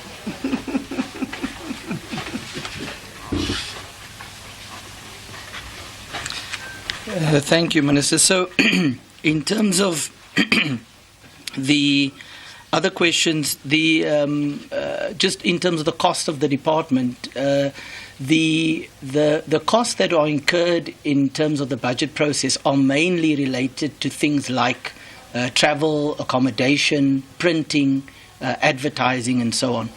And so the costs associated with the past two budgets does not constitute fruitless and wasteful expenditure. However, what we have done and what we will continue to do for the next budget is to see how we can further limit those costs, because we are mindful of the fact that these costs, as they are being incurred and as we are doing multiple budgets, they can be viewed in a very negative light. So, for example, for the next budget that we are tabling, we are going to cut down on the printing, for example. Some of the documents will only be made available electronically, and we will cut down on other aspects of the budget process as well to ensure that we are able to generate savings in that regard.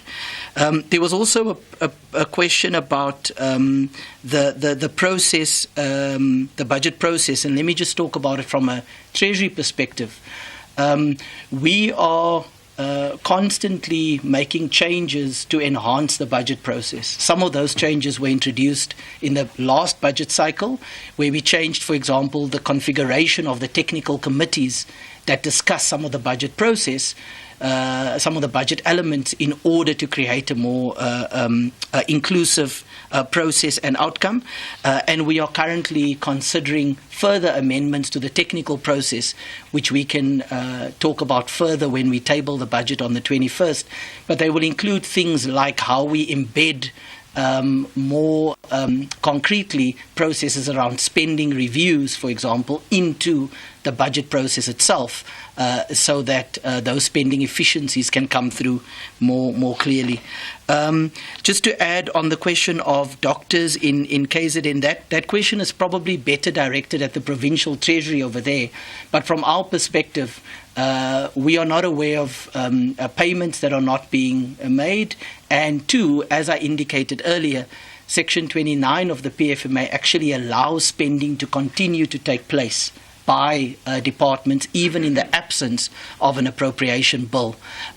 So from our perspective, the fact that we do not yet have a appropriation bill that's been passed should not affect the ability of that particular province or any other province to meet its obligations in terms of compensation of employee spending.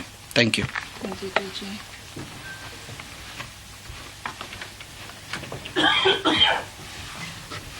I'm now going to take the last round here in Pretoria, and then I'm also going to take the last round online, and then we'll close our briefing.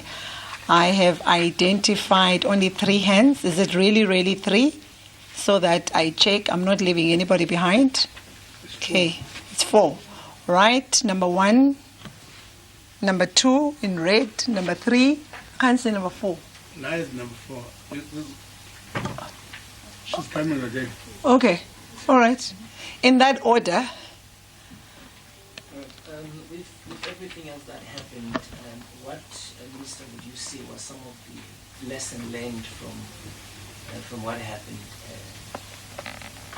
with regards to what happened in Parliament and the issue of unity? Thank you. Number 2. Good afternoon, Kopani Gundi from Reuters. Minister, in the last 2 iterations of the budget, you said that while there were new and persistent spending pressures, you still had a commitment to fiscal consolidation and to stabilizing generally South Africa's budget. Can the same be said? Should we expect that same sentiment coming through in this upcoming budget? And then, secondly, you say you're in consultation with political parties before you present in Parliament. Now, you also mentioned that was critical in order to facilitate some of these new spending pressures that were essential. Does that now mean, when we are looking at Budget 3.0, that we're going to see expenditure cuts that was asked for from all of the various role players, so that you can balance some of the new spending pressure with expenditure cuts? Thank you. Kopano, but your last leg of your question, Minister has probably responded to earlier on. Remember, he said he will not be able to say anything regarding what's to come on the budget. And now yeah, it's okay, but that has already been covered. All right. Number 3. Minister, just a question of clarity. You said you've agreed to start this consultation process in September already. That agreement, who agreed? Is it between you and Treasury? Is it in the GNU or you and the legislature? Who are the parties to the agreement? Thanks. I also think that question, Minister was saying futuristic, but he can probably clarify. I don't think he was saying there's an existing agreement in place. Number 4. Just on the head of the budget office being on sabbatical, is there any consideration around calling him, asking him to maybe stay that sabbatical, and is he agreeable if that conversation has happened? Thank you. Thank you. Over to you, DG, and then Minister.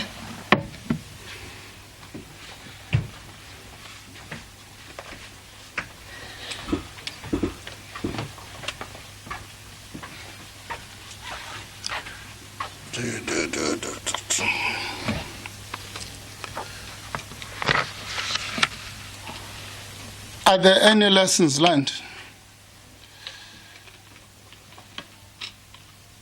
The first one is that we're in a coalition government. We've got to do things different. And therefore, a budget is an important political tool. It's going to be required, it's going to be important that we maximize kind of unity around a budget as a political tool. That's the lesson, which means we'll try and find as early as possible to craft an agreement with a number of political parties. Yes, I said the VAT was occasions, but the requirement to find new spending priorities. Let me take a step back. In October, when we tabled the medium-term budget policy statement, we kind of signal what the budget is going to be in February and give concrete meaning to that by giving allocations to department in December, which is called the baseline allocations.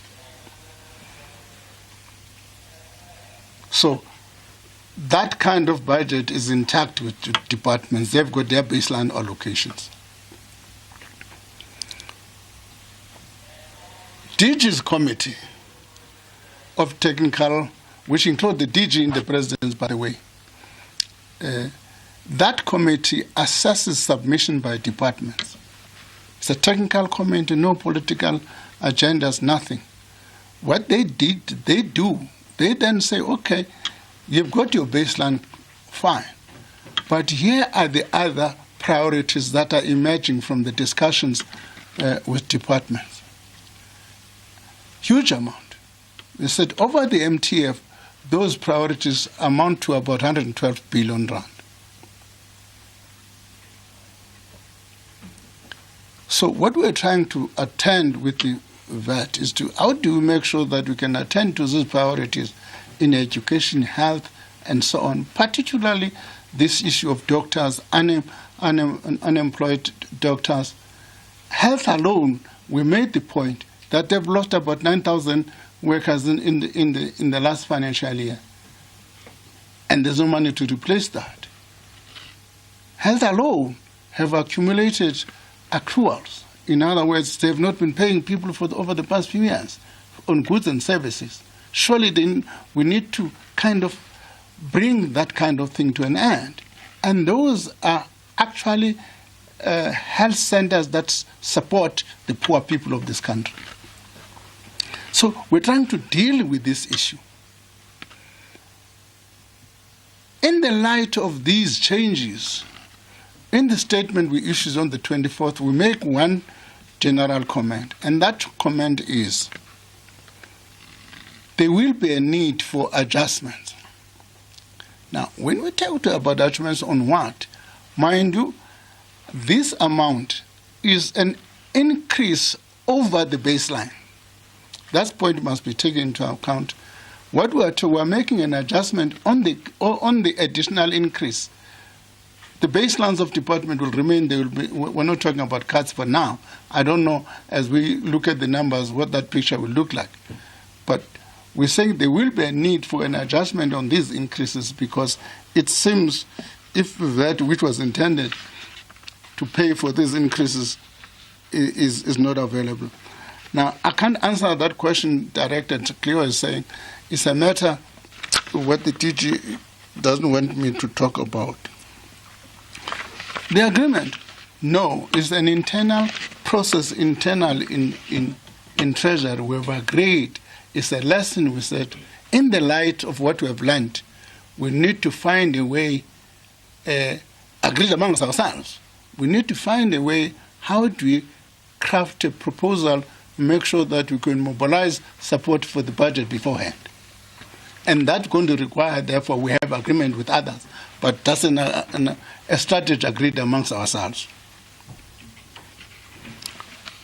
To recall the head of the budget office, I doubt if Edgar will agree to that. Because Edgar made a decision long time ago, even before the elections. Even before the elections, he firmed up his mind.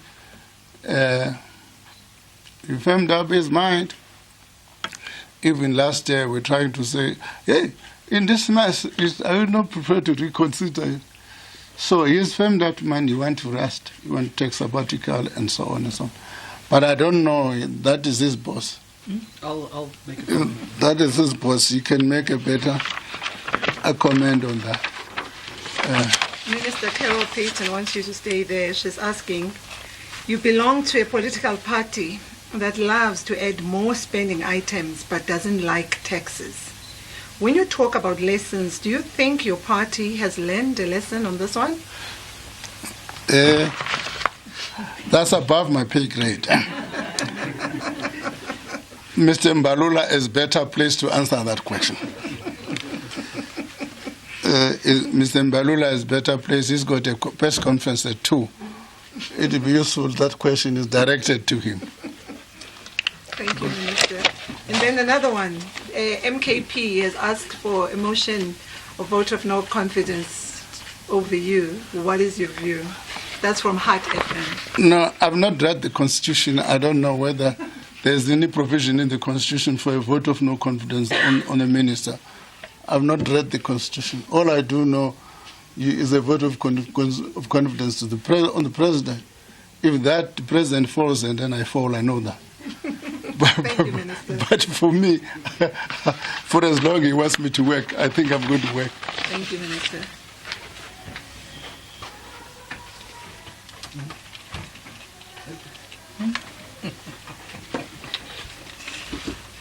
Thank you. Let me just add a few remarks on the issue of the head of the budget office. So let me answer this in two ways.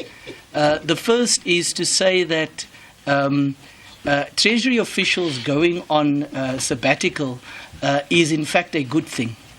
It happens regularly, and it's very important. It's a very important part of the culture of our institution, which is that people are given an opportunity to spend time outside of the institution and then come back in with renewed energy and vigor and ideas and make a better contribution. It is also consistent with a broader public service regulations that allow for officials to be able to take sabbaticals and then come back. Incidentally, we've had over the last few years a number of Treasury officials that have either gone to study at Harvard or that have taken other kinds of sabbaticals to do their research, and then they come back into the system. So I think it's important to start with that perspective. The second part of it is that whenever a senior official leaves the Treasury,